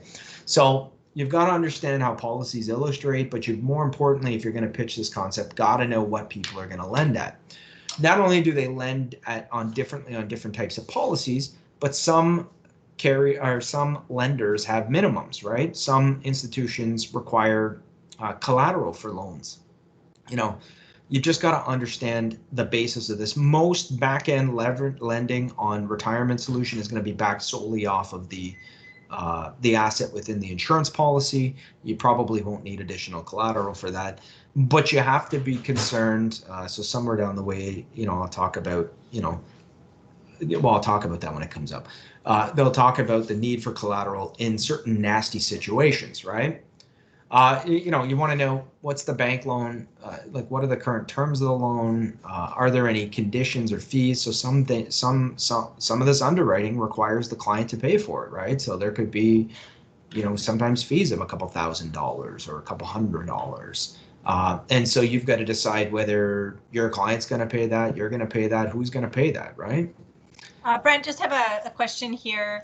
Under what conditions can the shareholder borrowing work? Because that's definitely the most tax effective. They don't have to pay tax on dividend. For the corporate borrowing, when we factor tax on the dividend that the shareholder will have to pay, how attractive is that in terms of retirement income? Okay, so stick with me, because we're gonna talk about corporate borrowing with dividend next. And then when we get into the final stage where we're going to show this with Chris and him buying, we're going to be able to see what the net effect is to them, right? So I think we're going to reveal all of that to you. But if we don't, we can wrap it up with some questions on the end. So if I can ask you just hold that question, we'll get there, right? We will get there. Okay. Okay. With shareholder borrowing, the CRA on death, the CRA may assess a taxable benefit if the loan is just paid off from the corporate proceeds. So we're going to show you that in a graph in a second, and I'll talk a little bit more about it, because that's one of the steps that people don't often realize, right? The next thing you want to know about with your lender is what's going to happen if they don't meet the terms of the agreement, right? So these are demand loans, right? So has the bank ever seized somebody's cash value? No bank ever wants to seize anybody's cash value, but under what circumstances would they do that, right? Once again, the CRA taxable benefit stuff. So what we've got to find out is you know, how do we get around all this, and how do we not have these taxable benefits, and what are the terms of the loan? Like, when might they come in? And so if a bank does seize the policy to settle out a shareholder borrowing loan, meaning that the shareholder borrowed directly, the full amount of the policy becomes taxable. So that's an ugly tax day for the business, right? The other thing too is, if that policy gets canceled and it settles a shareholder borrowing loan, even if it was structured okay up until that point, you were paying guarantee fees and everything, that becomes a shareholder benefit at that point. And so that becomes an ugly tax day personally. So, not a great position we want to be in. Nobody wants to have a bank cancel out their loan, because you get loss of insurance, you've got taxation and all that. It's just not a good place to be. But that's if, one, the policy underperforms and they can't, typically if they can't keep up with the interest, or they don't have money to pay the interest, that's where all this stuff starts to unfold. And so you've got to understand how the loans work, right? How economic fluctuations can impact the loan, when you're borrowing against cash surrender value, right? So even if interest rates go up, that means bond rates have gone up. That's going to impact a par contract in a bit in arrears, right? Because it's going to drag, because they don't go up mark to market because of the smoothing factor. If it's a UL, you might get a more mark to market kind of reflection in the values, right? So you just want to understand, how does this all work in relation to one another, and not looking at stuff in a silo. It's possible sometimes that somebody's going to exceed that bank lending limit, right? So they put a max cap at 90% or 75 or whatever it is. If you go above that, what's going to happen to that? Like, are they going to tell you that you have to start servicing the loan, pay down that debt? That's what they're going to do. But if you can't do that, what's the problem with that, right? What's going to happen? And one of the things I would say is, you want to be careful papering your files here. So you want this to be about the insurance and the tax benefits that you get from it, not about, have you ever, and most of us that are on this line that have been doing this for any amount of time, you'll have had clients say, oh, that's my pension policy, or, oh, that's my retirement policy. If they were ever audited and that's what this thing looks like, it's going to be deemed an RCA.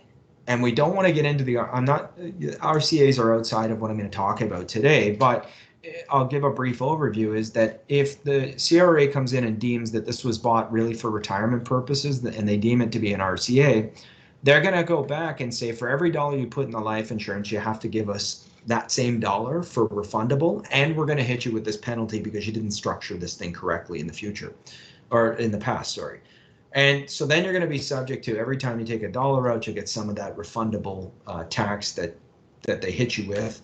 But it becomes a much more complex structure. So what we want to sell people is life insurance and the ability to tax shelter growth in there. That's perfectly cool. What we don't want it to be is that retirement policy, right? Because that's where I think we're going to end up in some trouble. The other thing about shareholder borrowing is, because I'm taking this policy and I'm pledging it to the bank for a direct personal loan, I'm hampering or encumbering a corporate asset for then being able to use it, right? Because now it's assigned and it's in use. So the CRA says that I need to pay a guarantee fee to the corporation for the use of that asset. So what's a guarantee fee? Well, you'll often see people illustrate 1%, 1.25%, 1.5%, 2%. It's all over the place what a guarantee fee is. So it's cool that the government said, hey, we need you to use a guarantee fee, but it's bad that they didn't say what the hell that guarantee fee should be, right? So, you'll get differing opinions, but at the very least, it should be 1%. And it's 1% of the outstanding loan balance. So every year that goes up, and remember, that's a capitalized loan, you've got to pay 1% or 2% or whatever you've decided upon to the corporation. It should not only be papered in your files that you're paying the corporation, but exactly what you paid them. So that way, if you're ever audited, you have a paper trail and can easily defend yourself that you were paying that guarantee fee for that personal loan. Where people are running into problems with this concept is, they're either not paying the guarantee fee or they're not able to easily demonstrate that they've been paying it because they haven't been papering their files. So in fact, I think I was talking with Brian. He was saying that there was just a meeting with Florence Marino, Diane Everett, and somebody from one of the big accounting houses, and they talked about this, the fact that there was audits going on shareholder borrowing, and the fact that their clients didn't have a very good paper trail on paying that guarantee fee was going to be problematic, or potentially could be problematic for them. That guarantee fee paid to the corporation is taxable to them. So they would pay tax like passive income coming into the corporation. But after they pay that tax, they could dividend that amount right back out to the individual, or they could hold it, whatever they decide to do. So the guarantee fee gets downplayed a lot, but it is important that it is paid. And what I want to do is I'm just going to go in. I just want to see one quick sec. Yeah, okay, perfect. Yeah, sorry. Apologize, folks. I just want to see that these next slides were coming up. You need to understand how the shareholder borrowing rules work in relation to potential challenges that could come down the road with CRA. So one of them is around that guarantee fee, but one of it's also around the potential for shareholder benefit if things aren't structured correctly on death, right? And so we're going to take you through that in one quick second here. Obviously, any of these strategies, you're going to be talking about this with their tax advisors. And so I think, being able to present both is very important to you, right? I don't lean either way. I just say that, we should always know the options, right? Same sort of things that we were just talking about. So before death, here we've got a corporation. It's got this excess after-tax surplus, either on an annual basis or a pot of money. We're going to buy some permanent life insurance, and we're going to start redirecting some of that after-tax surplus. We get the tax advantage growth. The shareholder, so now we've got a situation where the shareholder is maybe retired, sold the business. It's got this money sitting in its holding company. And the shareholder applies for a personal loan from a financial institution. The corporation is going to provide as a guarantee for that loan the cash surrender value, right? And for this, we've got to pay a guarantee fee, right? Because we're using that corporate asset. So just as I explained, we've got to pay this guarantee fee, right? So as long as we pay the guarantee fee, we seem to be somewhat on board with CRA. They could come back and argue the guarantee fee, so you might end up owing them in an audit, but at least you've paid something, so you've tried to keep things in line. You won't get penalized as hard. On death, here's where a lot of people don't realize these steps, right? So, our shareholder has died. He owes this money to the bank. What we've got to do is we've got to delay the arrangements for the payment of the life insurance to the bank. The reason why is because now our surviving heirs, so it could be our spouse or our kids or whoever that is, they've got to now go out and secure alternative collateral to secure that loan, right? So they've got to find alternative collateral to secure that loan, meaning that they've got to pledge the house, they've got to pledge other assets, they've got to pledge, something that's going to satisfy the bank, so that way they will release the assignment on that life insurance policy. So that way the life insurance proceeds can be paid in tax-free to the corporation. Then we can funnel them out through the capital dividend account, pay off the loan that's owing, right? And Bob's your uncle, everybody's happy.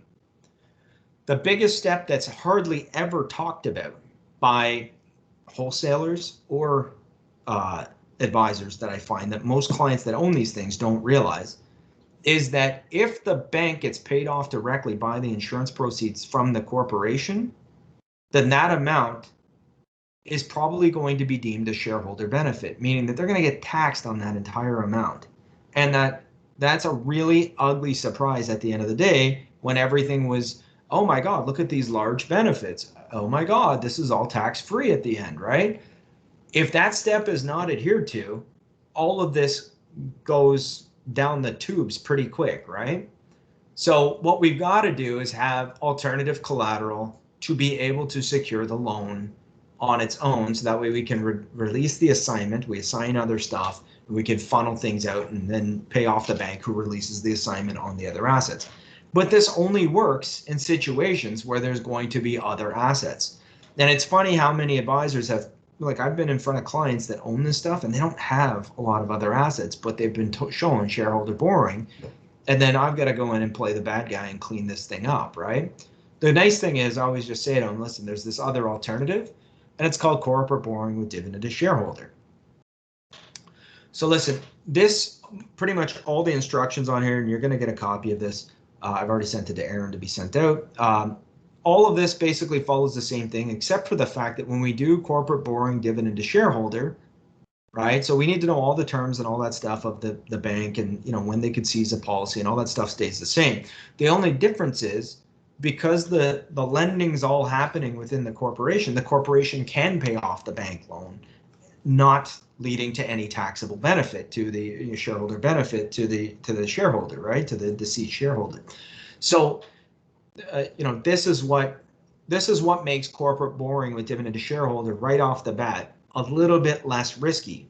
Now, I understand we've got some taxes we're going to have to pay, but we'll talk about that in 1 second, all right? So here we've got all the same criteria. The only difference is we've got a business owner that's been told the differences between the two and what could happen on death. And they don't, they're okay paying some taxes. What they're not okay with is they don't want to have to, worry their heirs with having to go and secure loans or, put up any collateral or anything like that, right? They want it to be seamless at death. And let's face it, most people want, things to roll as seamlessly as possible, right? So before death, similar, we take that corporate after-tax income surplus and we put that into a tax-exempt life insurance policy. That grows tax advantage. The corporation's going to take this policy and pledge the CSV for the loans from the bank. And from there, it's going to pay that out as a taxable dividend. So on the other one, I took those loans directly, meaning if it's a personal loan, I'm not paying any tax on that. The only thing that it gets ground down by is that 1-2% that I'm paying to the corporation, right? That's the only real kind of loss. But remember, in the beginning, that looks very small, but that's on a compounding balance. So we've always got to keep that in mind. Here, I know the minute I pay a dividend out, I'm probably going to pay somewhere in the area of about a 47% dividend rate if it's an ineligible dividend. On death, the life insurance company repays the lender.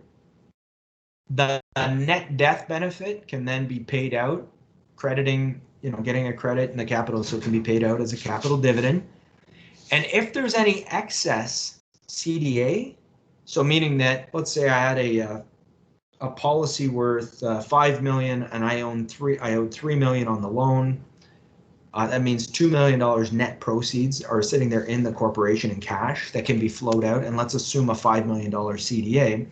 It means that I've got an excess capital dividend account credit there for $3 million. So if the corporation has other assets sitting in there, then that's another $3 million or whatever that balance is that I can funnel out as a tax-free capital dividend. So even though I paid some taxes as I went along on the payments coming out, if I have other assets within the corporation, I may be able to untrap those with the excess CDA. So I do get some additional benefit down the road for paying those taxes up front. Brent, just to confirm, you said the loan interest can be a company expense? No, I did not. Okay, there was just a question in the chat. So there's a lot of folks that want to do it with a company expense. You only get a deduction for the expense on that interest if you're not taking that out as income. But if you're taking that out as income, then you're not reinvesting it back in the company. Remember, the CRA allows you to deduct interest where there's reasonable expectation of profit, right? So if I'm reinvesting that back into the business in an IFA scenario, where I can expect to get growth over and above, which is why I'm borrowing money, because who the hell would borrow money if you didn't expect that you were going to make money on it? Then that's deductible to me. But if I can't expect that, so if I'm just taking it out as income, it's not deductible. And yes, I've seen people work a myriad of various different scenarios to show that deduction, I don't think they're going to stand up in an audit, if I'm going to be honest. So if I take a look quickly from a shareholder borrowing perspective, I'm going to have what looks to be larger initial cash flows in retirement versus the corporate borrowing dividend to shareholder. It's a little more risky, so I got more of an possibility of being assessed by CRA in the shareholder borrowing, none in the corporate borrowing. I'm going to need to go find additional collateral to pledge to wind everything up nice and neat in the shareholder borrowing. Don't have those issues in the corporate borrowing. Going to need a guarantee fee on the shareholder borrowing. Don't need it on the corporate borrowing because I'm going to be paying tax as I take that money out of the corporation, right? The loan reduces the value of the corporation at death. The answer is no on the shareholder borrowing because it's a personal loan, and it's yes on the corporate borrowing because it's a corporate loan. So there are advantages, disadvantages as I go through this, right? If I only look at just the income coming out, shareholder borrowing will look awesome every day of the week. So it's a question, Brent, before you, can the alternative collateral for the shareholder borrowing at death be other corporate assets like corporate real estate? It could be if the lender will take it. That's the reason why I preface everything with the check with your lender, because before you go and present that option, you're going to want to know, will they accept that? Because they won't always take corporate real estate, right? Sometimes they'll lend gladly against the personal real estate that doesn't have a loan. And that's the other thing too, is if there's already outstanding loans on it, that could be problematic as well. So you're going to want to make sure that you talk with your lenders just to make sure that you understand exactly how this program works. Okay, so it's 12:01. Let's take a 3-minute break if we can, okay? Because I gotta get through the example here, and I want to just leave time if there is any further questions, okay? So let's so now it just went to 12:02, so let's come back at 12:05 and we'll hit it hard for 25 minutes. All right?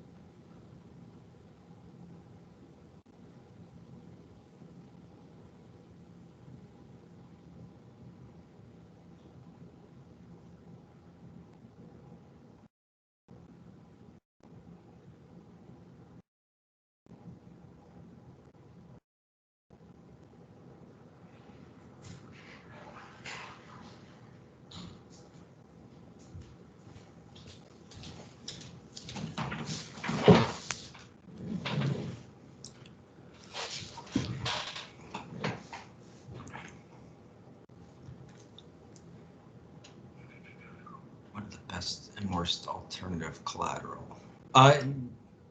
Sorry, I don't know if we're all back yet, but what are the best and worst alternative? Well, I mean, you know, cash is, you know, banks love cash, right? They'll take portfolios. If the portfolio's with them, they'll they like that a little bit more. So like if you've got a portfolio with Manulife and you're trying to get a loan from Scotia, they may want to get that loan over because then they know they have control over it if they've got to leverage or if they've got to liquidate that, right? So they like things that are within their control, and they love it when it's within house, although we would call that tide selling. The fact of the matter is when you need a loan, you'll pretty much do whatever they say. Real estate's one thing, but some lenders don't like corporate real estate. So they like personal real estate, anything held in personal name. They love it when it doesn't have loans against it. What else? I mean, cash alternatives, stock portfolios. That's the best off the top of my head I can come up with in this moment. Hope that's okay. But if you meet with I recommend meeting with, so there's Manu Bank, obviously a very big one for us. Equitable Bank's now on the scene. Randy Cutting, who used to be at Manu Bank, has gone over to Duca, and there's a venture cap company that had a bunch of the lenders from Scotia go over to it by the name of Gracie Point. So there's a bunch of lenders out there. You should just find out what their terms are, what makes them unique and special, why you would use one over the other, and how they're making it easy, right? You want to know all these details. Oh gosh, what did I just do? Sorry, I gotta share my screen again.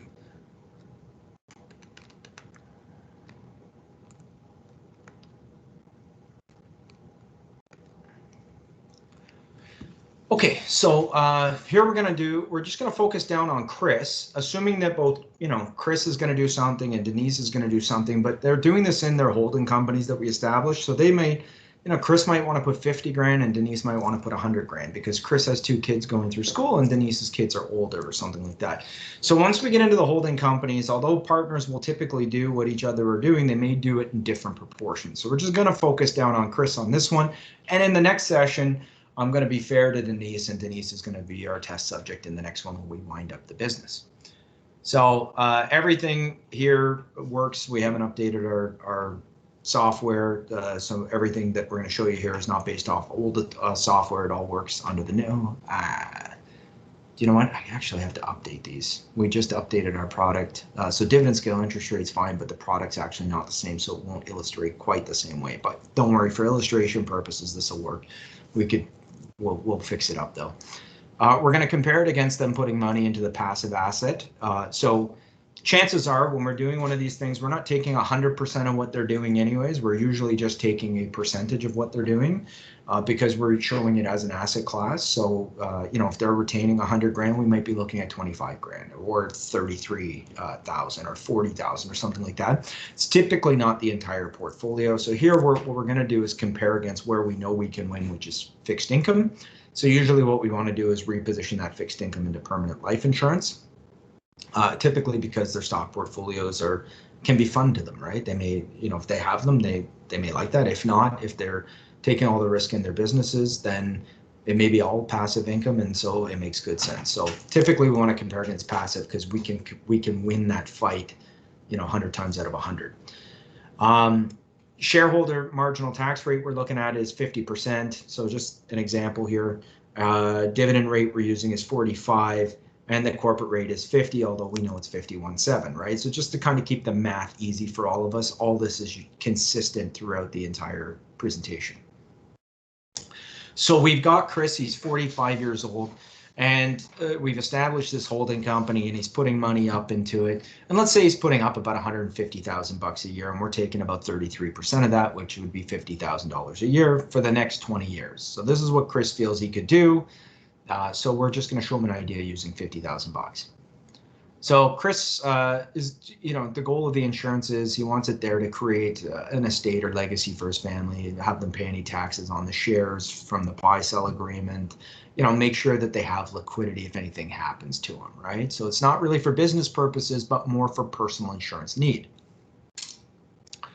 And so Chris is looking for a tax efficient way to get the value of his shares out of the company and into his corporate hand. That's what corporate estate transfer or corporate preferred estate transfer is all about. And so what we're going to show them is, first thing we're doing, if you remember that thing, is showing them investing versus the insurance.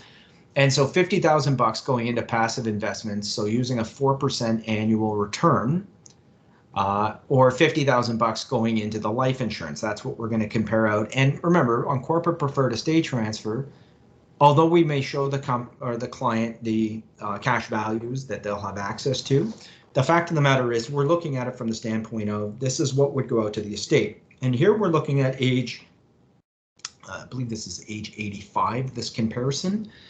So if they had so much money that they never needed to touch it, putting 50,000 bucks into a 4% bond portfolio would yield them just a little under $1.7 million. And so if you're doing the math in your head, 50 grand a year, right, for 20 years is $1 million going in. That's going to grow. They're going to get taxed on that annually, and then there's going to be dividend tax and RDTOH coming out of the company, and they're going to net out just under 1.7 million, versus the life insurance, which in this particular scenario, I think we got pretty close to full CDA credit. So we'd end up with $4.9 million, or 195% more to the heirs. So this is just looking at it long term and saying, if we never had to touch this money, you know, this is how much better off the estate would be, right? And so I would say that there's other ways to sell on this. For me, I would be saying, you know, that's, you know, if you needed to leverage on this or borrow against it, you know, you could easily replace the same value of your 4% GIC and still have access to your money, right? And that's what we're going to show them next. And so if we took a look, this has got an after-tax rate of return inside the corporation of about 5%, or sorry, out to the heirs at 5%. So if I wanted to do the same thing, you know, and I want to do it in bonds, I need to get an almost 12% bond. I'd need to be averaging just under 10% in dividends, or 6.4 on deferred capital gains, or 7.2 or 7.5 on realized capital gains. So the farther away from the whole life insurance and the interest I go, the more risk I'm taking with my money. And I need a very big yield in relation to what the life insurance can do. So this is what starts to make life insurance look like a really good asset class, especially if I don't have to give up the liquidity, use, and control of that money while I'm growing my business. But ultimately, the client's saying, what about if my feet are on the planet? What does this do for me? And so here, Chris is now not the owner of the company anymore. It's 20 years from now, he sold the company. And what we're looking at is, what can I take from the company for the next 20 years? So from 65 to 85, I had put in for the first 20 years, $1 million, 50 grand a year. You know, what can I get out of what can I get out? And so what we're going to show him is corporate preferred retirement solution versus his fixed income alternative, right, at 4%. And so the first thing we're going to look at is corporate borrowing with dividend to shareholder. And so when we look at this, the first thing we get when we put our money into the life insurance is we get that immediate bump in death benefit, right? So we get that immediate liquidity bump of almost $1 million, right? And so we need to sell that because that's an advantage to the life insurance that we get, right? We get strong after-tax dividend cash flow in retirement, and this is in policy dividend. We're talking about, you know, shareholder dividends, right, being paid out of the corporation. And so what we're going to end up with is, so the dividend on an annual basis after tax is going to be 46,000 bucks coming out of both from the IRP, or the insured retirement plan. So we're going to get 46,000 bucks. And if you look, it's down in the bottom notes there, 46,000 bucks, which is, I don't know, it's about like at 45%, I guess it's about like 83,000 bucks gross coming in the way of a loan, and then 46,000 bucks being paid out as a dividend.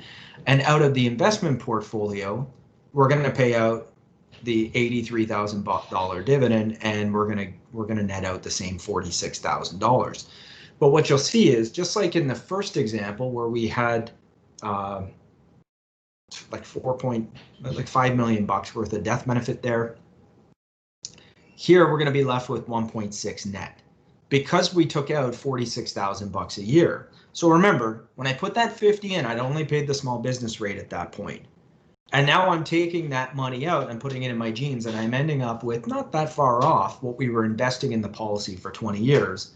And at the end of the day, my heirs, if I die at 86, my heirs will have $1.6 million. If I don't die at 86, then they're going to have whatever that'll grow to, and remember that the loan is still compounding against that, right? On the GIC portfolio, that'll get ground down to about $122,000. And so that creates a differential, a massive differential out to my heirs. So I end up with the same amount of cash flow that I was going to strip out of my GICs if I had just gone under this methodology. But I end up with a lot more for my heirs. And remember that 1.6, if I have a home that's paid up, I could take a reverse mortgage against that home as well. And then when I pass away, when my heirs strip out that 1.6, they can pay off that reverse mortgage. So the nice thing about permanent life insurance is that it untraps the value of all those other assets that may be sitting dead in your portfolio, right? The other thing that we ignore here is that big blue bar over the side, which is excess CDA. So if Chris passes away, 1.6 comes out to his heirs, we've got that excess CDA. So what does that mean? Well, remember, I had said up front that if we were putting 50 grand in, we're probably retaining on average on an annual basis of about 150. So I have other assets sitting in my corporation that we may be able to pay out at that point, whatever that balance is, and we may be able to get it out of the corporation on a tax-free basis via the CDA credit, right? And so this starts to present a really good opportunity. And accountants will be okay with this because remember, if they're right now actively investing in fixed income or any sort of investments, how are they going to get that out of the corporation? They're probably going to pay a dividend, right? And so if they're going to pay a dividend, then we end up in this scenario. So we can show them how 1 + 1 can equal 3. So there's the IRRs on it. Same pitch as the other. They're slightly lower than the corporate preferred estate transfer because we've taken some cash out of it and there's been some interest charged against it, right? Same client, same scenario. Now we're just going to look at shareholder borrowing. So here, Chris is going to apply for the loans, but they're going to apply for them personally at age 65. And I'm going to talk to you about guarantee fees, but none of these numbers are actually going to be impacted by guarantee fees in this example, but I'm going to talk to you how they get impacted. So in this particular case, as opposed to getting the loan at 83,000 coming into the corporation and then paying 45% on the dividend and getting that ground down to I think it was just under $47,000. Here, I'm going to get a direct loan from the bank for $83,000, right? So, and when I say me, I'm playing the role of Chris, obviously. So not only do I get the immediate bump up of $1 million in coverage inside my holding company, but when I go and I pledge that policy as the personal loan, I get the 83 grand directly. Now, what this doesn't show you is, and it's the one thing I actually don't like about this slide, is that I'm not going to net $83,000 because I've got to pay like just under $1,000 in guarantee fee to my corporation for using that asset in year 1. Year 2, I'm going to get that 83,000. I'm going to have to pay that 1%, but that 1% is 1% plus the compounding interest, right? So taking into account the total outstanding loan. So if I look at that, what I'm drawing out of the GICs should actually be slightly less to match this up. But in order to get 83 grand out, I've got to pull out like what? I've got to pull out like $150 something thousand a year, which is why you'll see that we've got from years 1 to 14, the incomes can be matched. But as of year 15, we've pretty much exhausted that GIC pool because we've had to pull out $150,000 a year on a $1.6 million, $1.7 million after tax balance, right? So the fact of the matter is that when you show people shareholder borrowing, it looks like, oh my God, look at how much more cash you get out of this thing. And so even if we drop the GICs right now by the 1% guarantee fee, maybe we stretch that out for, instead of year 15 it exhausting, maybe it exhausts in year 17. But the fact of the matter is, it will exhaust typically before you exhaust what you're going to get in loans. So loans go on for longer, which means I get more out in the way of cash to me. And at the end of the day, as long as my heirs have the ability to pledge the other collateral, they're going to pay all the death benefit out of the corporation. They're going to pay off the loan and they're going to net 1.6. The passive income we've exhausted, right? Like we exhausted that back in year 15 in that example, and maybe year 17 factoring in what we need to match under the guarantee fee. So there's nothing left to come out to the heirs on that bad boy. What you'll notice missing here is there's no excess CDA. And that's because I had to pay out the death benefit to my heirs through the CDA and have them retire that loan, right? So still not a horrible deal because I may have ended up with slightly more cash flow than what I would have under the other. Because remember, that 83,000 was the gross, right? I had to pay the loan. Now, unlike when I do the shareholder borrowing, or sorry, the corporate borrowing with dividend to shareholder, if that client's still alive at 86, 87, 88, 90, the worst scenario that happens there is I don't have any income I can pay them. So hopefully we have other assets that they can live on, right? Under the shareholder borrowing, if that client's still alive, they've got to still pay that 1% fee going on, but we don't have any more advances to advance to them, right?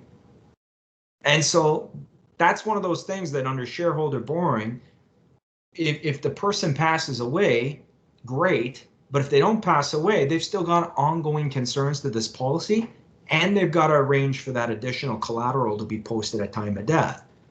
That's what makes this, even though it's super sexy, it's one of the things that, one, you've got to take more caution in papering the file to show the guarantee fees. Two, you've got to make sure you have that additional collateral, right? And three, you got to make sure that these people drop dead, because if they don't, they're going to be pretty upset that they got to keep paying guarantee fees when you're not shipping them any income from this thing or bank loans from this thing anymore.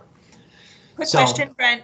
Is this yeah. all illustrated at current dividend scale or using -1? No, this is all the current. I mean, current? you can illustrate it however you want. I don't really care. I'm not here to tell you one over the other. You can illustrate at whatever illustration rate you want to illustrate at. This is just showing you the example, right? And then there's the IRRs. They match the IRRs that were inside the corporate borrowing with dividend to shareholder. The only advantage you might have got out of this was you've got a little bit more income in your pockets, but you've also got a lot more administration to happen. And when you talk with business owners, they typically don't want a lot of complexity upon their death, which is the reason why they try and structure everything that they do, right? So tips, traps, and considerations. One, you got to know what maximum capitalization ratio banks are using. The loan rate can be a big trick. I think I have separate things here. Yeah, so let me just roll through it because I know we're getting close on time. So a lot of people will show illustrating at 90% maximum capitalization. Some banks will lend at this. I know, TD will lend at 90%, but not on a capitalized basis. So they'll lend you at 90%, but you got to pay the interest annually. And so, they'll lend you out at a higher value, but because the loan's not compounding, you get good loans over the life of the contract, but you've got to pay the loan interest every year. So I don't know, it's just a little bit more work that's involved with it. Manu Bank and Duca, and I don't know what Equitable Bank's stance is on this, so I'll leave them out of this. We'll do back-end leveraging solely backed off of the asset of the policy at 75%. So what does that mean? Well, if not, your client's got to prove that they have income and the assets in order to get the loan, and that can be difficult at retirement, right? Because they don't have the income coming in. And so I think it's a great option, the 75% solely backed off the policy, because it pretty much guarantees that the lending is going to happen on this thing. So kind of cool. Some banks require very high minimums. You just want to understand who that is. I think really the kings on this one right now are Manu Bank, and I think Duca, who's just started up into this. I think they're going to be a player. I also think that Equitable Bank, no relation to Equitable Life, but Equitable Bank will also get there at some point. Oh, there's my Manubank thing. So loan rate, when you're coming into competition, I will tell you that I have worked with advisors on this for many, many years, and I would say that where we end up blowing up other advisors is they're using loan rates that are too low. So you're showing a loan rate happening 20 years from now at like 3%, right? And historical borrowing somewhere between 5 and 7. And so you want to run these at where historical is, especially too, depending on what you're running for your dividend scale interest rate. So if you're going to run this on current -1, then maybe showing, you know, a 5% or 4% loan isn't impossible. But if you're showing on current, you should be showing somewhere between 6 and 7.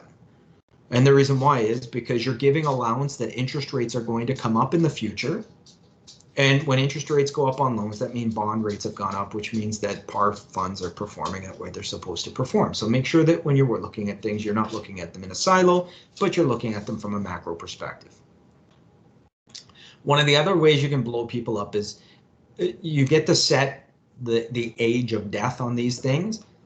If you run the loan to 85 and you have somebody die at 86, yes, it's going to show a lot of loan. It's going to show a much bigger loan amount. But if the person doesn't die at 86, then the bank's going to call the loan or they're going to have to service that somewhere. And most banks aren't going to lend on an 86, right? So, which you know, it's a good idea to talk to your banks to say, hey, what do you like to project to? 100 is the most conservative in anybody's illustration software.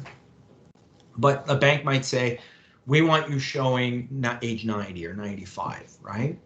Because that's what we're going to request. And if that's the case, then request that. But you should also have a conversation with the client about how long did their parents live, right? And what's their lifestyle? What do they think their longevity is going to be? Because that helps you in setting some of that stage on this. But when somebody sets the mortality too low and the payouts look so high and attractive, that can be a place where you can give them the talking points around this is why this is unrealistic, right? And tax assumptions, if you're assuming that you're going to get dividends at 30 points, then it's going to look like you're going to have better cash flow. So you can beat up another advisor if you're just using proper assumptions based on where tax rates are, and understanding that, you know, tax rates will probably not be lower in the future, but will probably be higher. So lots of resources here. You know, so we've got the corporate preferred estate transfer and the 2 retirement solutions with both shareholder and corporate borrowing. You can find these on Equinet on the outside. You don't need a code to get in and see these things. They won't match up to the presentation I showed you because if you notice, we've got a nice Asian lady, we've got a Caucasian gentleman, and we've got a mulatto lady there. Obviously, each of these scenarios are going to reflect different people, but they're going to show you the net effect of what happens under these with these concepts.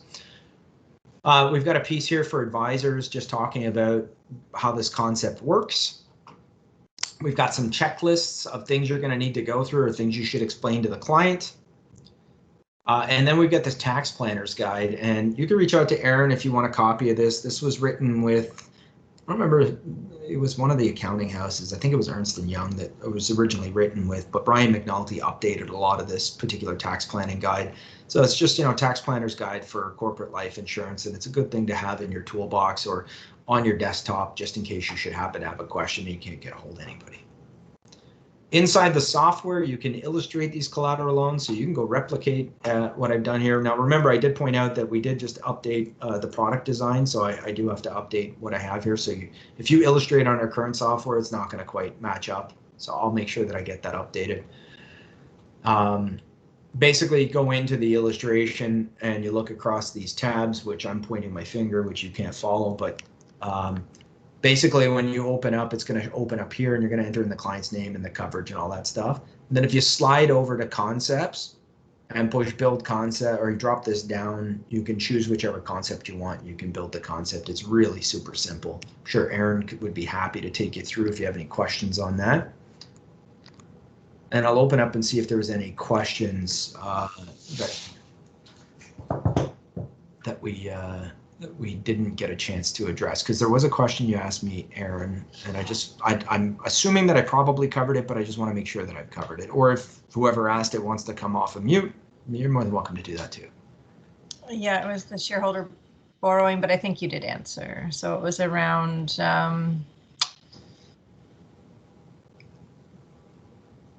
under what conditions shareholder borrowing work? Definitely most tax efficient. Don't pay tax on dividend.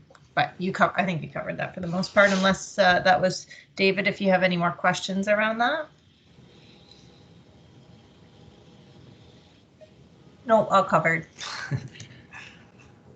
I would like to interject just to say thank you to the Equitable team again. Brent, that was awesome. We really appreciate you taking the time to do this. So thank you very much. I have to admit, I did run into that argument before that GRIP would counterbalance the loss of the small business tax rate. So great point about the fact that that ignores present value of money. So great to have that argument in the back pocket. Perfect. But I wanted to extend our thanks to you helping educate all of us today. Thank you, guys. Awesome. Thank you. Thanks for sticking through. I know these sessions are, I know they're long, and I don't know, for me, they go deep, right? So hopefully everybody else thinks they're deep, and I'm hoping that just like that, and thanks, Dale, that, you know, you picked up something. Hopefully people are picking, these concepts are not new, but hopefully, you know, you're picking up something that you know, maybe a piece that was just missing in there. And I think for a lot of people don't realize that you got to pledge that additional collateral, and what a pain in the ass that can be at claim time.